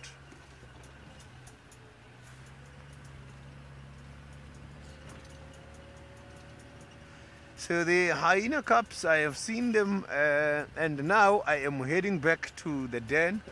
I am heading to that area just to go and see if there is something happening. I'm going to pass by the area where the lions were yesterday, and I will be going to the hyena den. Maybe we might see something or not because of the conditioning.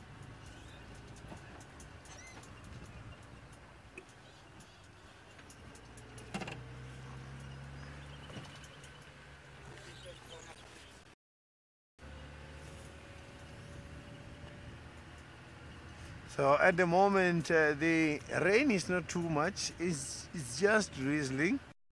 The area is not yet slippery. So it's just that it's rubbing the tracks. The rain is strong enough to rub the tracks, but there is no mud yet.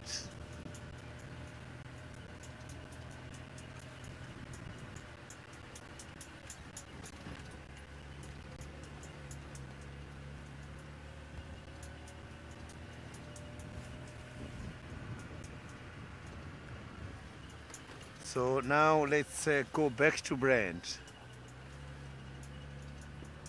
Yeah.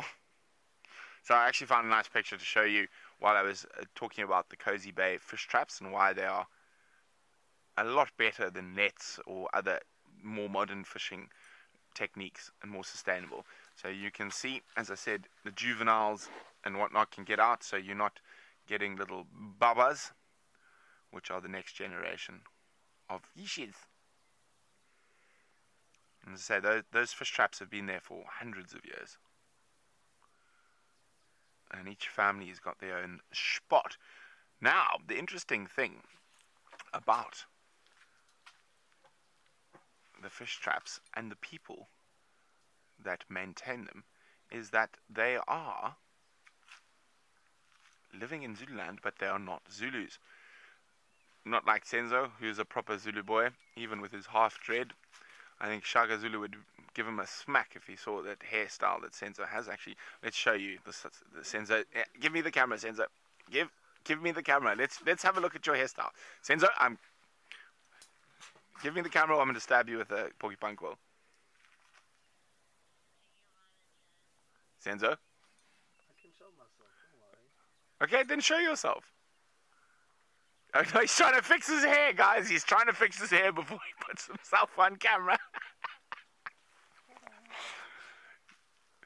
Senzo. Oh, Senzo.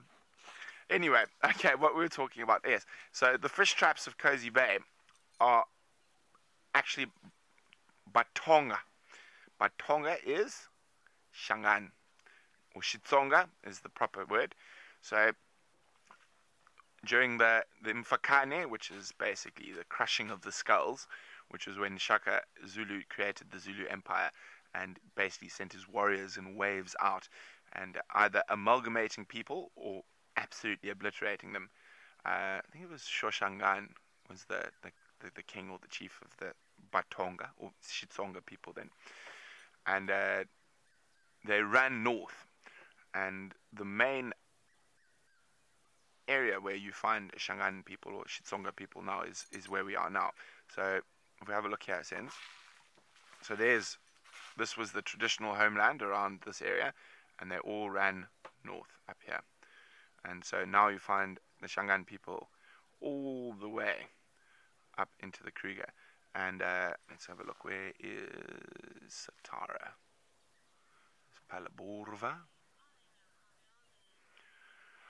Lily is asking, are there crocodiles? There are crocodiles in Cozy Bay. Not too many, though. We're just trying to find what river's that. Where is it now? Oh, that's Olifants, so we got to go south. Olifants, Satara Road. South. There we go. There's Satara. So I used to work in the Kruger National Park in this area. In fact, let's see where the border is. There we go. Singita. That's where I used to work. And somewhere there's Singita. There. It must be there. Does that look like it? No, that's not it. I will find it for you because it's quite. It might actually. They might have hidden it on the map. They do things like that with sensitive areas. There's the Goodzan Road. It's impossible. How can you hide that many people? I think they've seriously hidden it. Let me just try to remember. No, I really think they have. Interesting. So basically, when you work at Singita, our staff village was actually down on this road, quite far from the camp. And that is impossible because there's like 200 people that live there, and we can't see it. The reason it's probably been hidden is because in its past life, the Singita staff village was military camp. So it is an old military installment, and I know certain military things and whatnot don't get put on the map. I was convinced by now it should have been declassified. But anyway, the name of the old military camp that we used to stay in, it was called Shishangan. Now, Shishangan basically means to put the children down, and it is where the Shangan people stopped running from the Zulus and decided to settle in this area. So it's not the exact spot, but in that general area around the central Kruger is where the Shangan people stopped running from the Zulus and basically, Shishangan, we're putting the children down. We think we're far enough away that Shaga is not going to come beat us up anymore. And so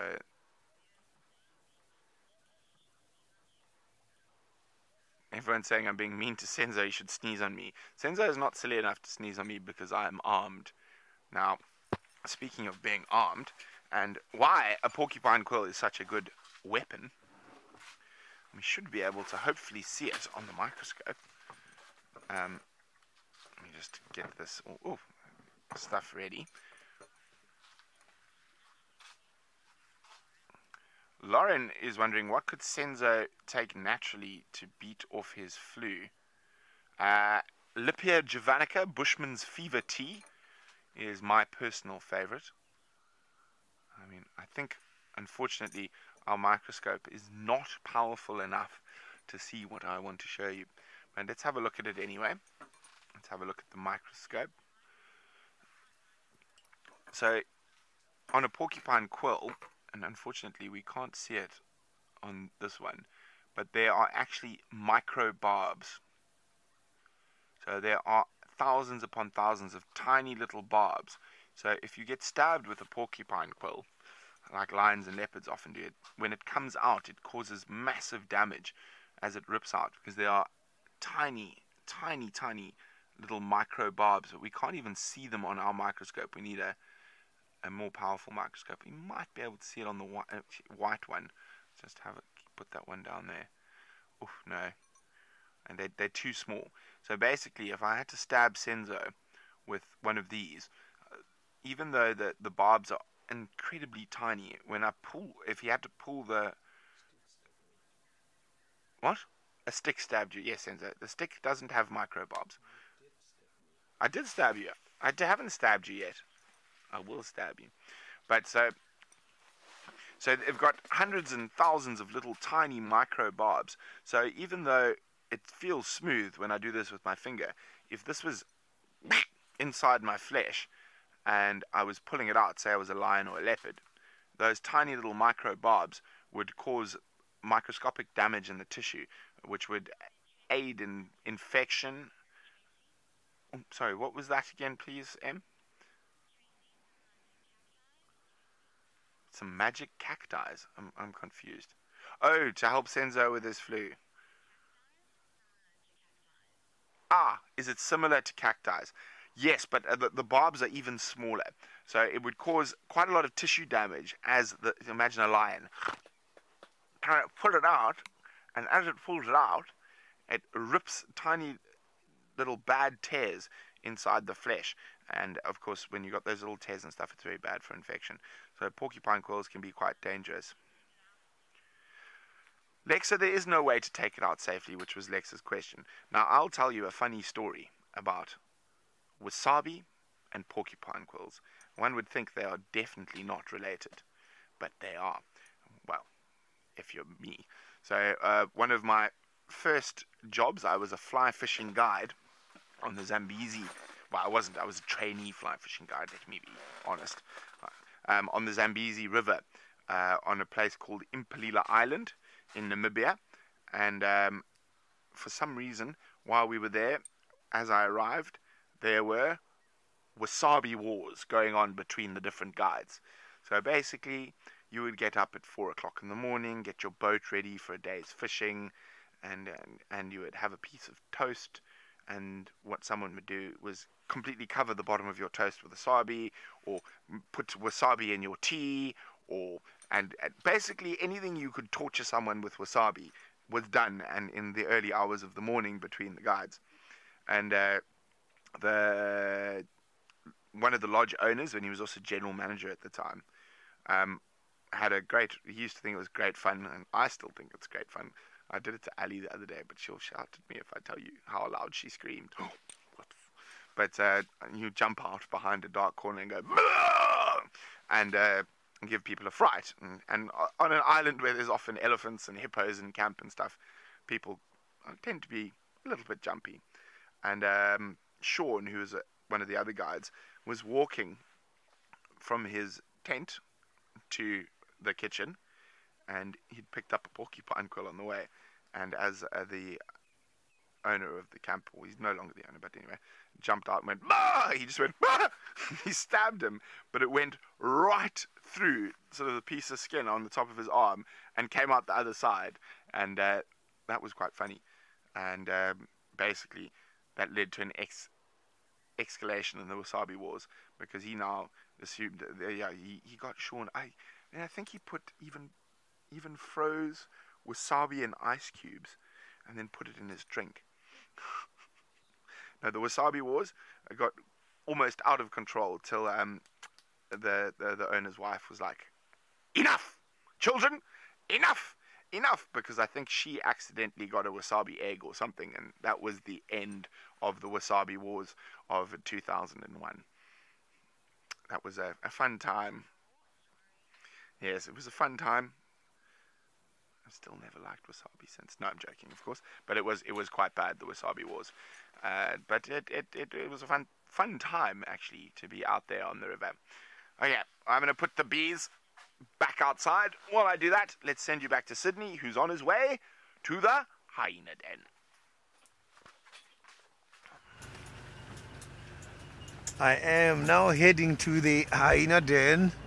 I'm heading to the hyena den via the Galago pen to see if we cannot find something by the water there.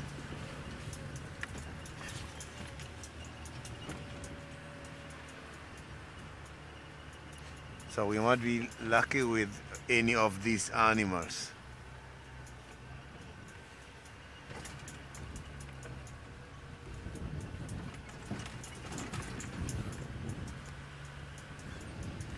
So the rain is back again now. It's drizzling heavily.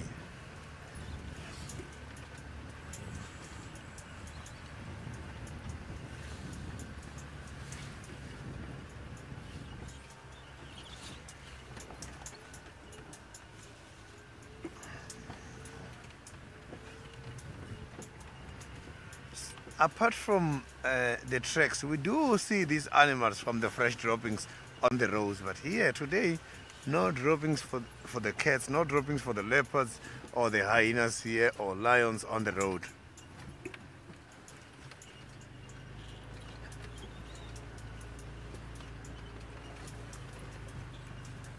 Sean, not yet. I haven't seen the black spotted cat.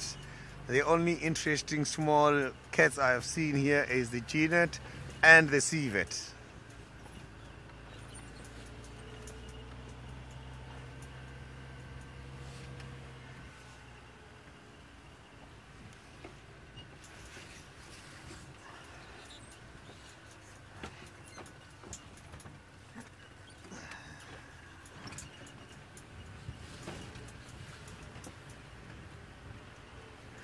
So it is still very dry at the moment. There's only few trees who are now starting to get the leaves back, green leaves back, apart from the evergreen trees who has always been having the leaves for the whole dry season, such as the guari bushes here and also the weeping bourbeam.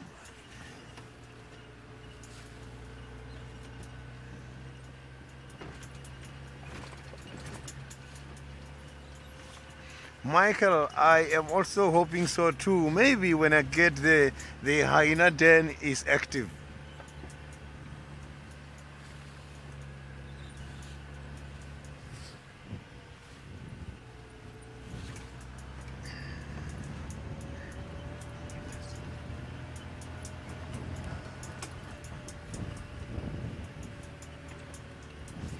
No sign of Hosana or Tingana here.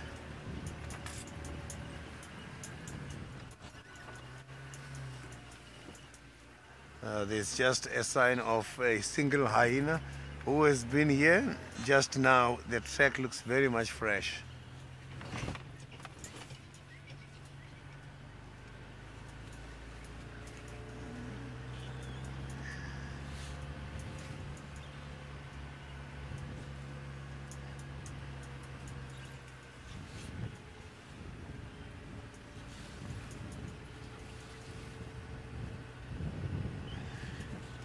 Kyle, the nyala that I found dead near the Nkuhuma a few weeks ago, has been taken for a test, and the diagnostics assessment is not out yet. I haven't heard anything about what caused the death of that nyala.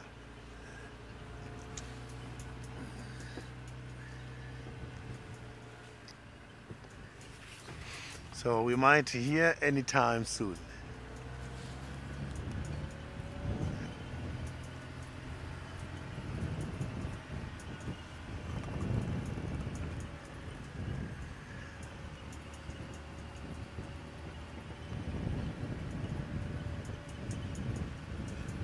There's only a few birds on the roads here who are trying to get something to eat, the doves. Also birds this morning, they are very much quiet.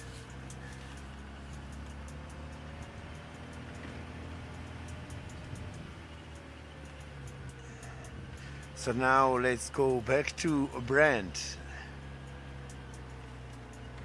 And Brent is still in the tent and dry. Isn't it wonderful?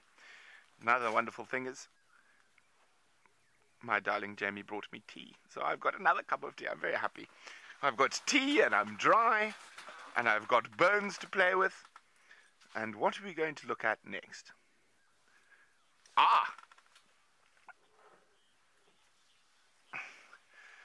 We'll get to Aegis's question in a second. But first, well, before I answer Aegis's question, I want to know, what skull is this? What animal does this belong to? Hashtag SafariLive. What skull is this? And then I'll tell you a funny story about it. Now, Aegis is wondering, where are the closest chimpanzees to Juman? Well, I would guess at Chimp Eden, about 100 k's from here. No, less than 100 k's from here, but they are not naturally occurring chimpanzees, so they don't count. The closest naturally occurring chimpanzees. That is a very interesting question. Let's think carefully. I think it's Gombe. No, it must be, yes, it's Gombe. Or maybe Congo, actually. I think probably DRC. But the closest naturally occurring chimpanzees that you can go see, because you don't want to go into this part of DRC, is on Lake Tanganyika, Mahale Mountains. Oh, it's cloudy in the Mahale Mountains. So we can't even look at the Mahale Mountains. Let's go wider, we might be able to. Let's go north of the cloudy Mahale Mountains. So there we go, in Tanzania, on Lake Tanganyika, the closest naturally occurring chimpanzees. It is also the first area where Jane Goodall started her research on chimpanzees, and in the Mahale Mountains on Lake Tanganyika in Tanzania. Stay away from me, flu person. I will throw my porcupine quills at you. He's sneezing now. He's spreading his germs everywhere. Disgusting, Senzo. You are disgusting. Sis! If I get sick, Senzo, you're going to be in so much trouble.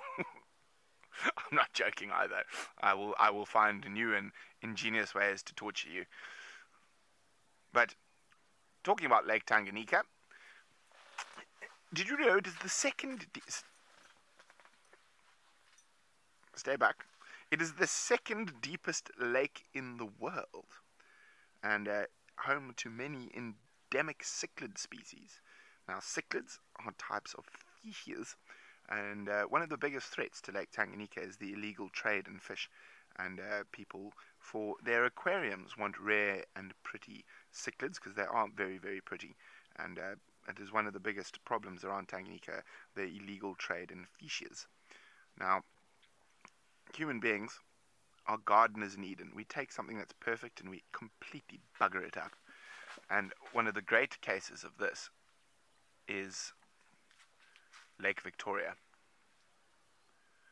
Now, look how dirty, you can even see it's dirty from here, and if we go out and we look how blue and clean Tanganyika is. Tanganyika, your visibility, people dive in it, your visibility is 20, 30 meters. Where there is, I've been to both, fortunately, but Victoria is absolutely filthy. It's got bad algal bloom and all sorts of stuff. And that is because people, silly creatures that we are, have Nile perch, which is a wonderful fish to catch. It's a massive fish.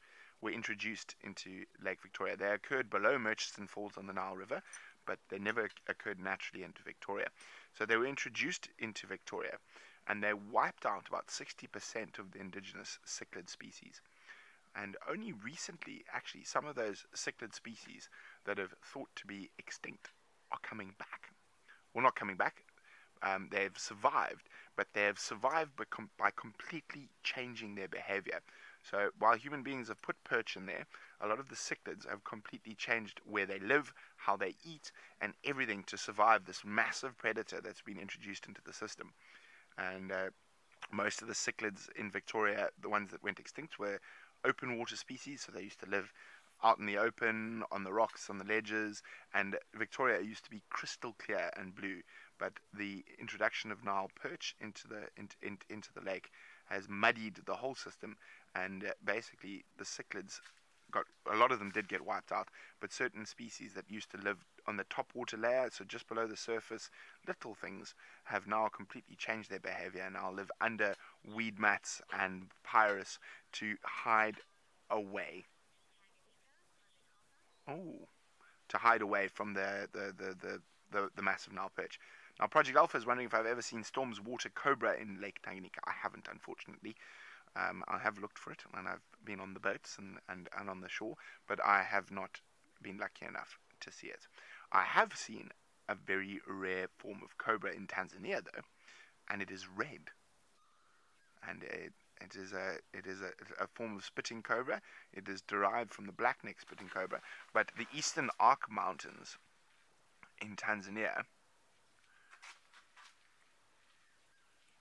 there we go, Udzungwas is one of them. Basically, you can see that remnant patch of forest there in the mountains. So you've got these remnant patches of forest that are left over from about 150,000 years ago, when the whole of the East African savanna was actually covered in rainforest during a much wetter period. And now you've got these tiny little isolated forest spots where speciation has become really, really incredible. And so you've got birds, chameleons, and snakes that come from the same original species, but between the Udzungwas, the Ululungus, and I can't remember the third Eastern Arc. I can see them, Ulungurus. I've seen them, I've been there, I've driven past them, and I've just gone blank. That from coming from the same host species, these birds, snakes, and chameleons have completely speciated, and because they have been separate for over 100,000 years on these isolated islands of almost rainforest, basically, on the top of the Eastern Arc Mountains. So the Ulunguru bushshrike, the Udzungwa bushshrike, so came from the same bushshrike species, and they occur below, but being in that very specific environment for such a long time, isolated from other populations, they have developed their own, in a lot of ways, coloration, habits and stuff that is completely specific to one sort of isolated mountain range, which I find absolutely amazing. Tanzania has the second most chameleon species in the world, after Madagascar, of course. It also has the biggest chameleon in the world, and I've been lucky enough to see a few of those. They're about the size of a Jack Russell. Can you imagine a chameleon the size of a Jack Russell? I've had it on my arm, and those claws just cut into you. I'm just going to find you a picture. I'll find you a picture. I've got a picture of the world's largest chameleon species. It is absolutely incredible. Jackson's is the biggest, second biggest, which occurs in Madagascar, but the biggest is coming. You're going to have to wait while we go to Sydney, who's checking out hyena dens.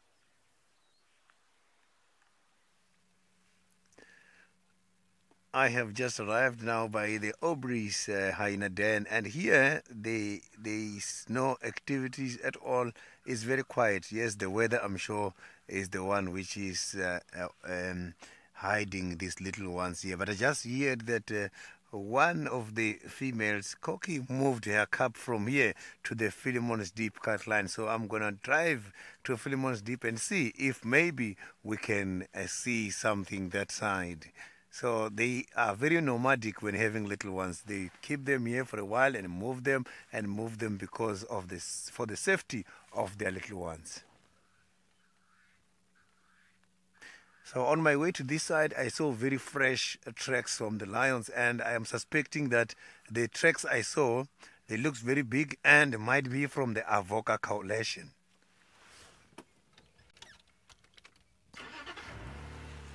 So I will be heading to the Philemon's Deep kite line area so that I can also do a follow-up on those lion tracks that I have seen.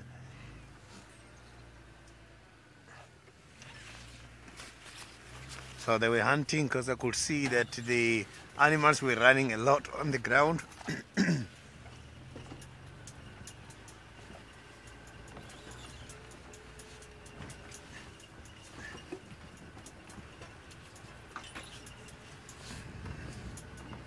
So we might be lucky with the lions or the hyenas at the den.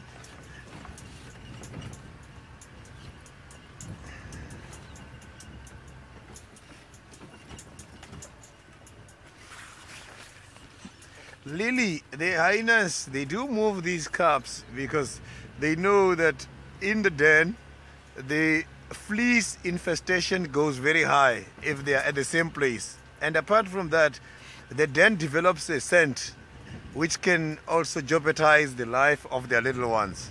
So that's why they've got to move them every time.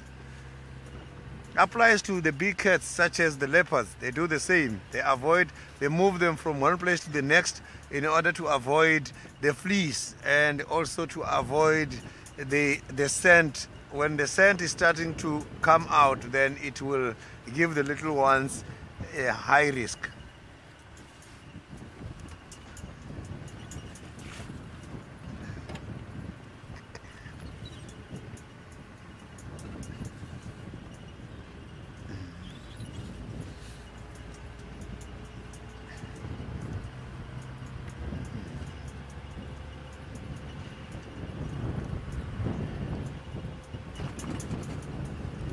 So the lion's tracks that I saw is not far. I saw them very close. But their direction, they are moving much more towards the quarantine. The leopards, they also hide under these trees when it's raining like this. I have seen leopards also hiding under the bridge when it's raining. By the culvert as well, they hide there when it's raining. Maybe some of them are also using the artifact holes. You never know. Because that is where they hide their little ones as well.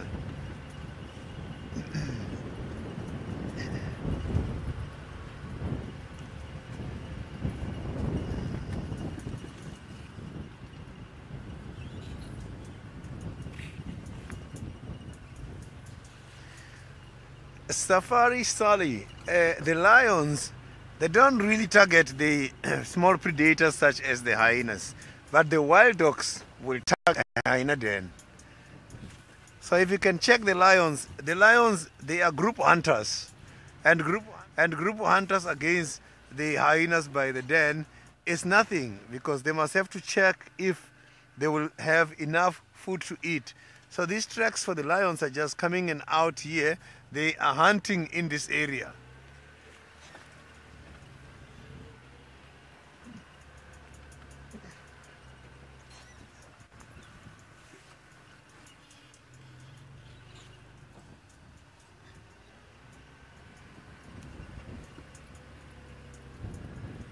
So the chances of seeing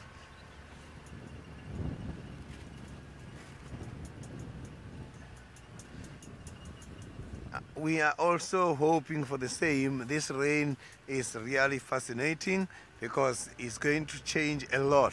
The bush is going to change and turns green. Everything is just going to look beautiful here.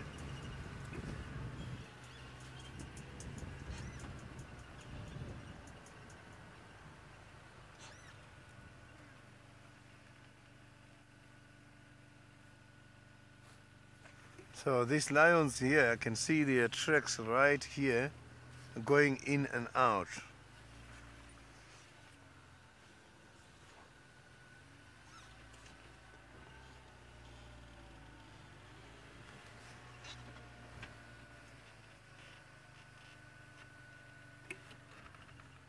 So it seems like they went down there and come back again here by the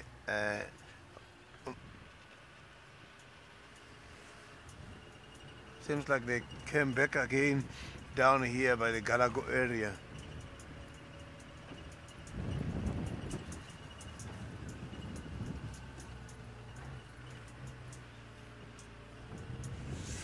Let's hope for the best.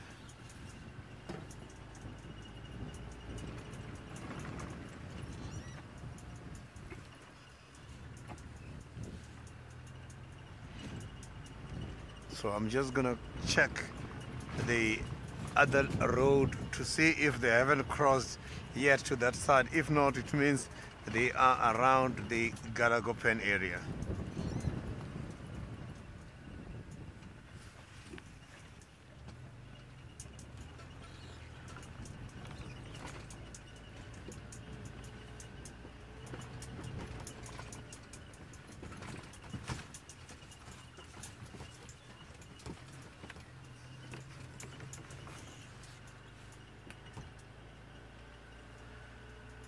There is quite a lot of food that we eat after the rain. After the rain, we get things such as the flying ants after heavy rains of the season that we are going to eat, because when it's raining, a lot of insects, they come very close to the ground, and those are the insects that forms part of the special food to quite a lot of people.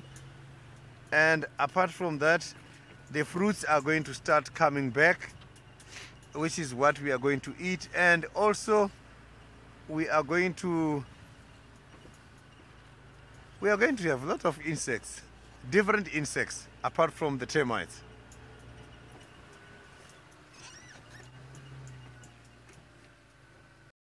Thanks again for these lions here.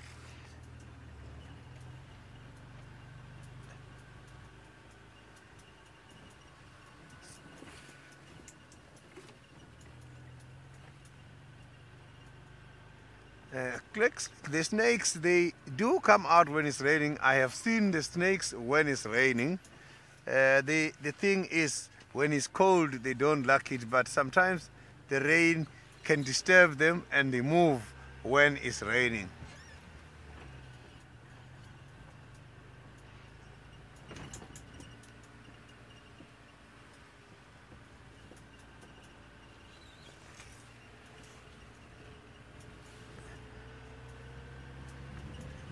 Things. So now let's go to Brent for some update. Hello and welcome back to Brent in the Tent. So we're chatting about different snakes, and there's a snake I have never seen. Very sad. That very rare cobra that occurs, water cobra that occurs in Tanganyika. But I have seen another very rare cobra from East Africa, and that is the red spitting cobra. And I've managed to find you a picture of a red spitting cobra. Absolutely gorgeous snakes. Isn't that cool?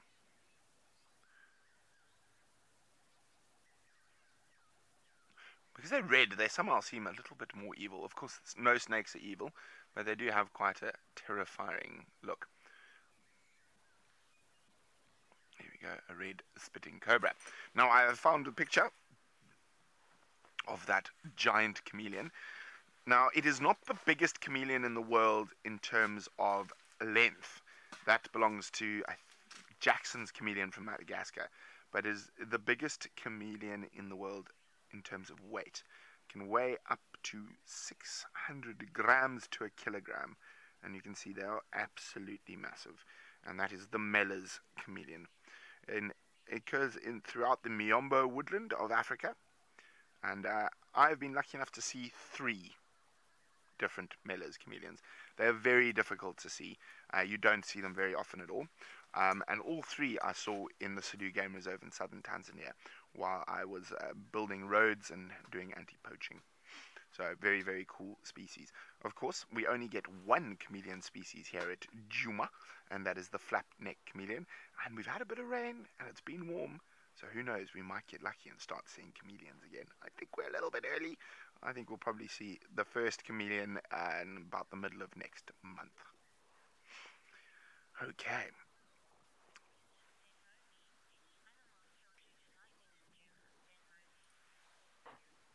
I'm just going to keep my friend here while we wait for answers. I'll just put him on my shoulder. Ben Mosey wants to know if there are any animals killed by lightning in Djuma. I think while I was in the Mara, Tristan found a steenbok or a duiker that was struck by lightning. So it does happen, very unusual. For me, the most scary lightning animal story is I actually saw a buffalo get struck by lightning. I was in the Busanga Plains in northern Zambia, and we were watching a couple of Duggar boys, old buffalo bulls, mosey along the plains, and there was a massive storm coming in, and then and there was a fricasseed buffalo. It died instantly, fortunately, but we could actually feel the electricity through the ground. But we were in a car with rubber tires, so we were a-okay. I've been struck by lightning in an aeroplane. Touch wood. I've never been struck by lightning badly enough to hurt me. I'll tell you a funny story about lightning, though. Now, I'm not the greatest fan of volunteers, or voluntarists, as I like to call them, voluntarirists. So often when you're working in difficult parts of Africa and rural parts of Africa, a free worker who's there for free, and it's never for free because they are the pain in my life. I actually don't like them. They just get in the way and irritate me. So I had two, one from Canada and one from America, while I was working in Gabon. And we often got stuck in big storms up there. And I was driving the boat from our camp back to the village, the bustling metropolis of Aguela, population 14, to go get our monthly supply run that had come from Libreville. And we got hit by a monster storm, and I mean the waves got really big, and there was lightning everywhere, and the volunteers were like, "Oh my God, is lightning gonna strike the boat?" I was like, "No, we're on the water. It's fine. Lightning never strikes boats on water." I was lying through my teeth, but I just didn't want to deal with their nonsense because there was nowhere, because of the rainforest and the steep banks, there was nowhere to park the boat. We were out in the middle of a massive lagoon. Lightning was striking all around us, but you must just keep going in those situations, and I just couldn't deal with them. The Canadian was actually the worst. She was so polite, it was sickly. Shame. She was very sweet, but she was very irritating. Volunteers are not worth the wait, not worth the free work they do, in my opinion. I'd rather pay someone who knows what they're doing. Lisa's wondering, will we come across sharks in Cozy Bay? I hope so. The most likely shark we are to come across in Cozy Bay is what we in Southern Africa call a Zambezi shark, which in the rest of the world is called a bull shark.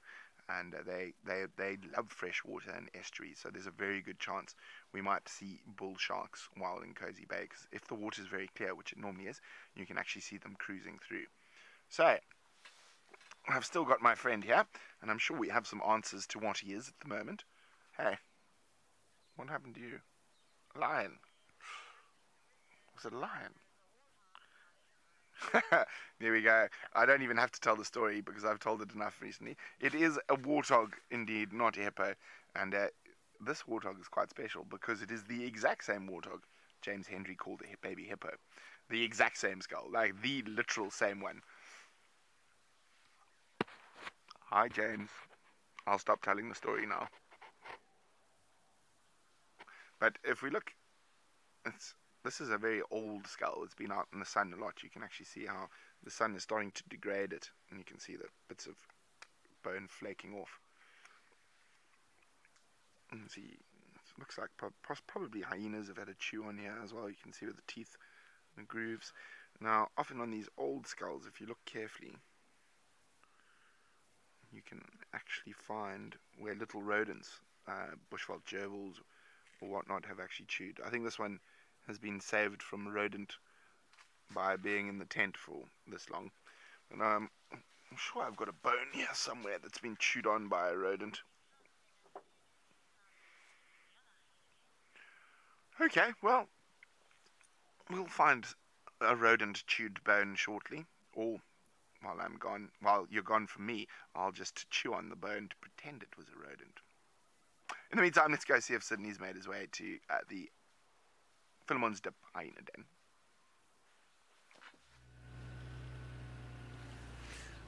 I am now going to the Philemon's Deep den for the hyenas, just to see if we are going to be lucky with something there. We might be lucky. I am not very far away from there at the moment.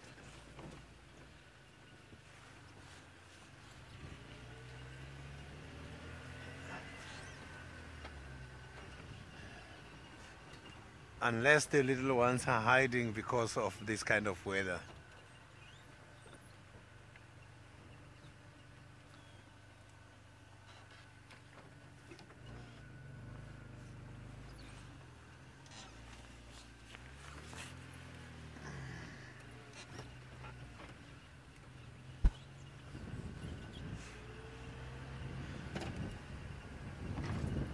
So we are not very far. We are getting there.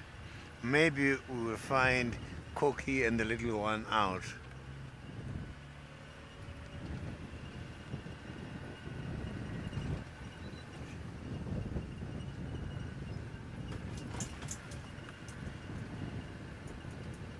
Just trying to check here. I've seen some tracks here that are not clear. Not too sure what this animal is.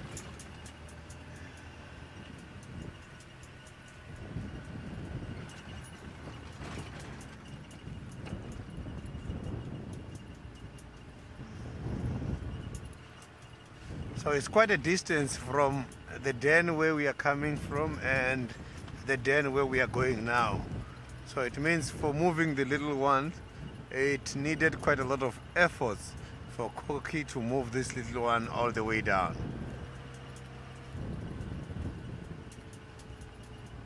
So there's also lion tracks here where we are, which are also looking fresh.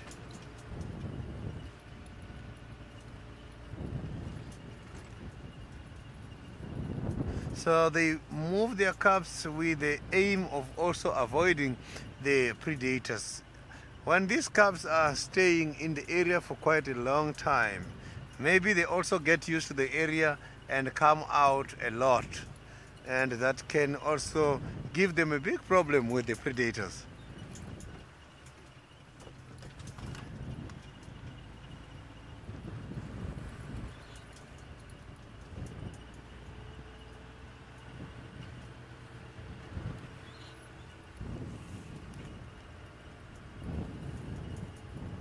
So there's quite a lot of termite mounds here where I am. I'm trying to check also on top of these termite mounds just to see if we can be lucky with something.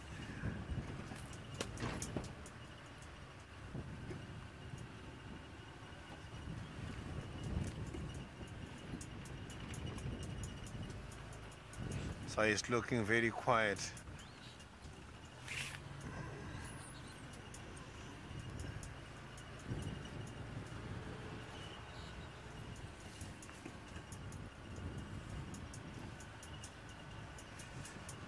So let's hope the little one is out there. But the hyenas did not also have much movement this morning because by the road it's not too much tracks of hyenas. Maybe the weather also affected their movement for the morning.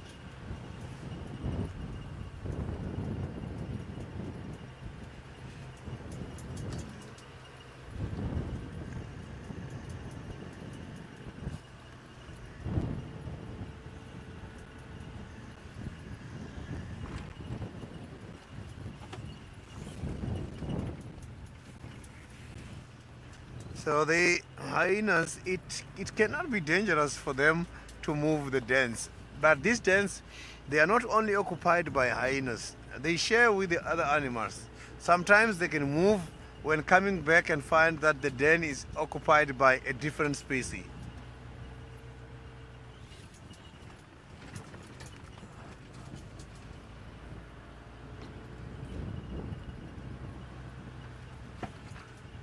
So we are just about to get to that area. I am trying to check where exactly that den is.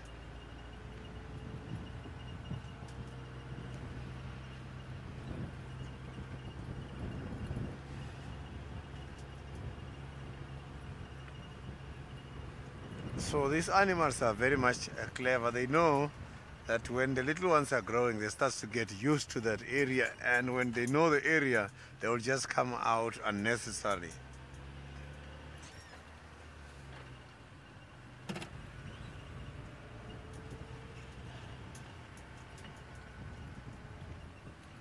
So, but when the little one is staying alone, it becomes difficult because the mother, when it's out, who is going to look after the little one? Because mostly when they are having a communal den, it helps because they can be able to assign a nursing female in order to look after their cubs.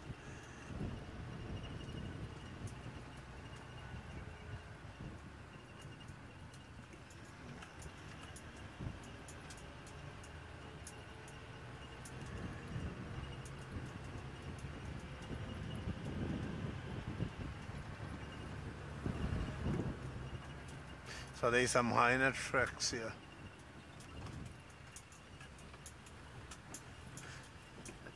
Gosh, most of the animals when it's raining are not very active.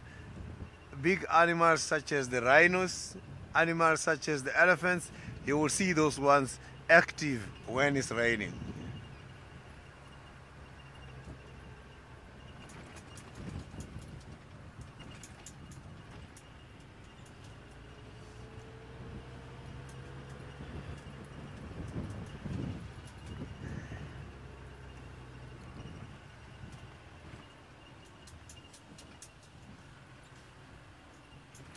So there's been some fresh hyena tracks. Maybe these are the ones from the den.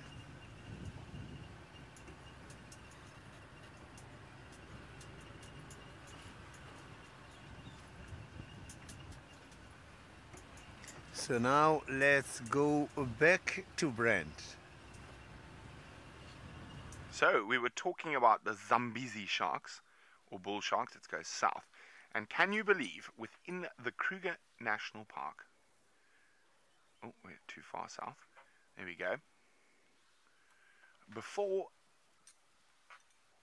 the advent of dams and stuff, there is one of the most fascinating places, Crook's Corner. And I know I've yapped on about Crook's Corner and the crooks that used to be there, and how they used to hide from the different authorities by just stepping on the other side of the boundary. But can you believe, at the junction of the Luvuvu River and the Limpopo River, and this is Limpopo, obviously during the wet season because it's got water, there has been bull sharks recorded. So that's over 100 kilometers from the coast. But in Central Africa, where we have a lot bigger rivers, like the Congo and the Agui, which are two of the biggest rivers in Africa, which we got here. That looks like the Congo, yes. So the Congo River has very big rapids. So the first set of rapids is the stopping point of the sharks, which is up here. So the Zambezi sharks go as far as these big rapids here. But the Agui River in Gabon, where for a lot of it there are not very big rapids. Where have I gone to? Conakry, Gabon. There is the Agui River here. Sharks, bull sharks, have been found deep inside the rainforest, over there, Litourville, north of Litourville, here. So they're not big rapids on a lot of the Agui River. So up to about 700 kilometers from the coast, bull sharks have been recorded. So. And in Central America, in Nicaragua, there's actually bull sharks that have they have become completely freshwater, and they even breed in the fresh water, whereas most bull sharks will not do that. They will spend time in the ocean. Oof! Tracy is wondering what is the most remote place I've worked. Oh dear, there's a lot of them, Tracy. In terms of support, probably the Central African rainforests in Gabon, in Longa National Park, and southern Selous in Tanzania, northern Kafue in Zambia. I'd say out of those three, which is the most remote? I don't know. It's between southern Tanzania and southern and central Gabon. But don't worry, Tracy. I'm planning to get to even more remote places before I'm unable to. I like remote places. I know I've said it before, but I am going to go find the lost lions of Central Africa one of these days when I'm big. Somewhere down here. In these savannas that stretch onto the edge of the forest basin. Bateke was the last place a lion was seen. It was a young male. No one knows where it came from. But if you're a young male of about 3 years old, it means your dad's chased you away. So there's got to be a mom and dad out there somewhere. And one day I'm going to go find them. Okay, well, it sounds like Sydney has found some hyenas. Let's go see.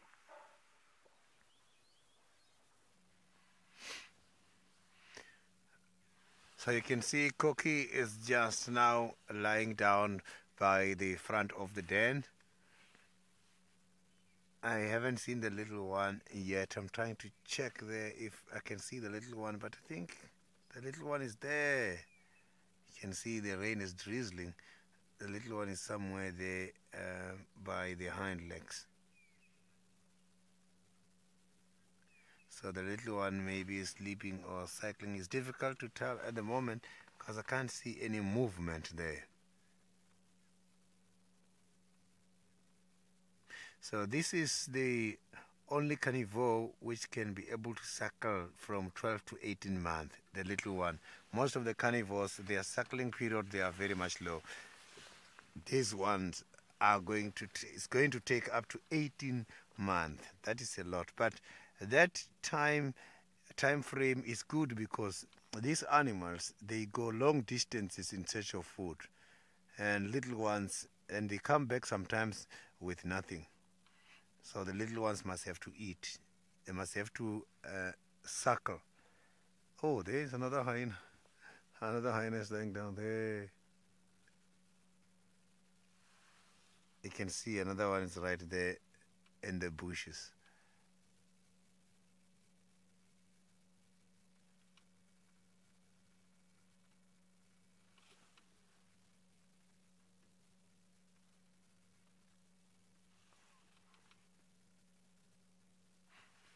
So normally the hyenas, by this time of the day is when they're sleeping. This is normal. They are much more active during the night. But here, because predation activities is taking place during the day, mostly you will see them during the day after the predators such as the leopards.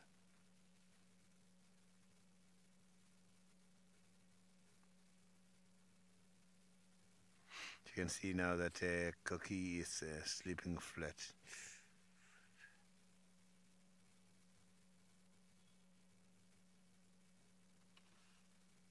So a lot of people don't realize that the hyenas are also good hunters.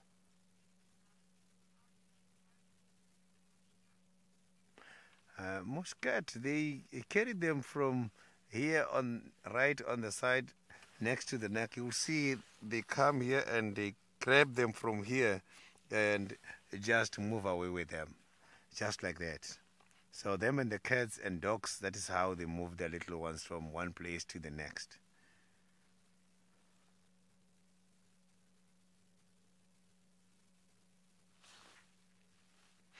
So we are lucky to find them here.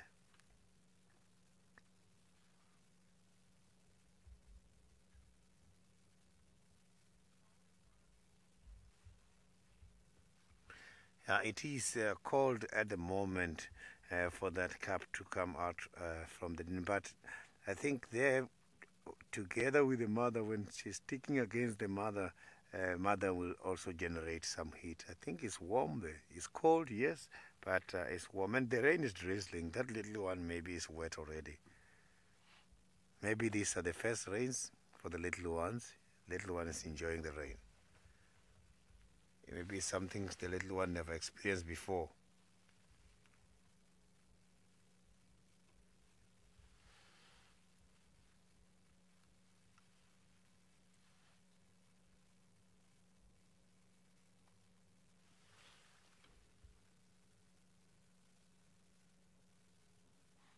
So you can see that the mood of these animals is just sleeping. The ears are not moving at all. They are not even sniffing or listening to anything. So the little ones, when they are hyenas, mostly sleep during the day, and then they go in search of food at night. But during the day, if they pick up any smell of a kill, they will wake up and follow it. So during the day, let me say, they sleep during the night and they become standby during the day.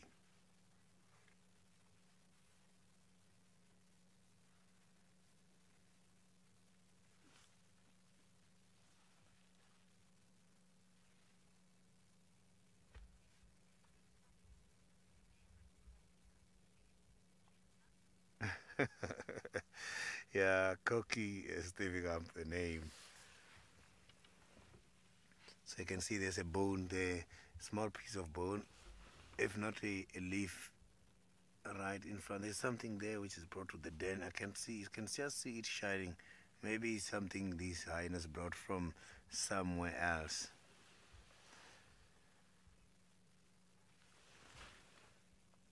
It looks gold. It's difficult to tell what exactly it is from here where I am.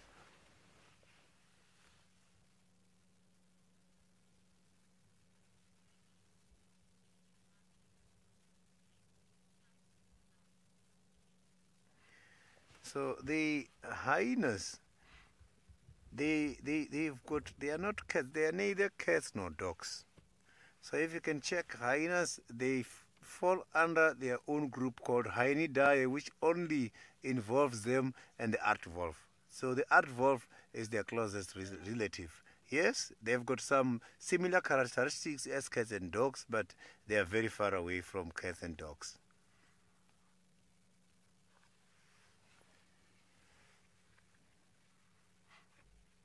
So the aardwolf also got the sloping back. It's just that the aardwolf is an insectivore. They don't eat meat, and the hyenas are carnivores.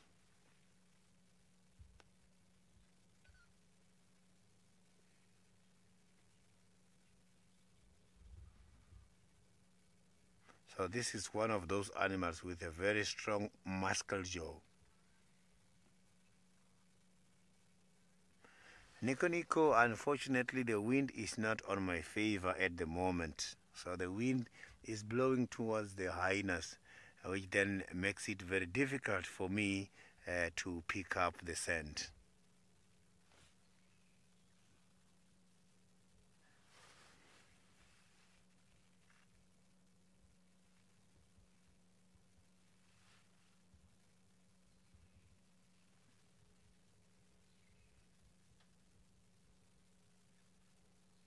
So hyenas, they also prefer to go to the water holes early in the mornings for bath. You will see them bathing very early in the morning, chasing each other, which is something very good because these animals feed on carrion, and carrion has got a very bad smell. Because hyenas are not just scavengers, they are also hunters. They do much hunting than scavenging. If they don't clean themselves, animals will be able to smell them from a long distance. Maybe they are going to the water holes for that reason.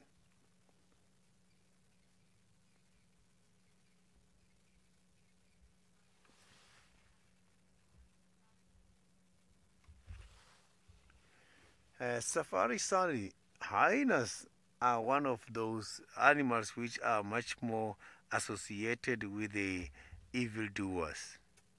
And these animals, we've got a strong belief which is on their tail. If you take the tail of the hyena and you shake it at night, if you shake it, if I come visit your house and shake the hyena's tail, you are all going to sleep flat, and we can come and take everything from the house when you are there, and you will never pick us up when we are taking. We can even take you off the bed from the hyena's tail. That is a strong traditional belief that we've got, and that belief, it works because a lot of people experience that.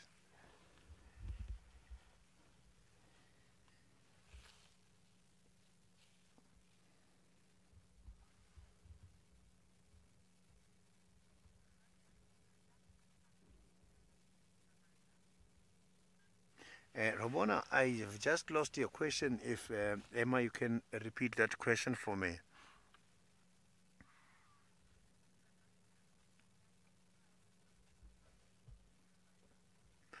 Yeah, the cup is right next to the belly, and I can see now that Cookie is moving a little bit.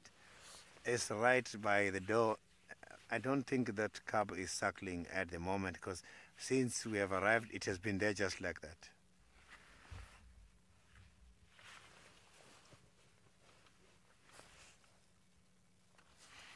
So last time I've been here, before this became a den, a week before that, I was following the wild dogs here, and they went to that den and they were sniffing there everywhere. And after that, they got disappeared. A week or 2 weeks later, after that, the hyenas came and used this place as a den. So you can see that the predators such as the wild dogs, if they come here, there is going to be a real problem. There's going to be a big problem here, because those ones, they do eat the babies of these other predators.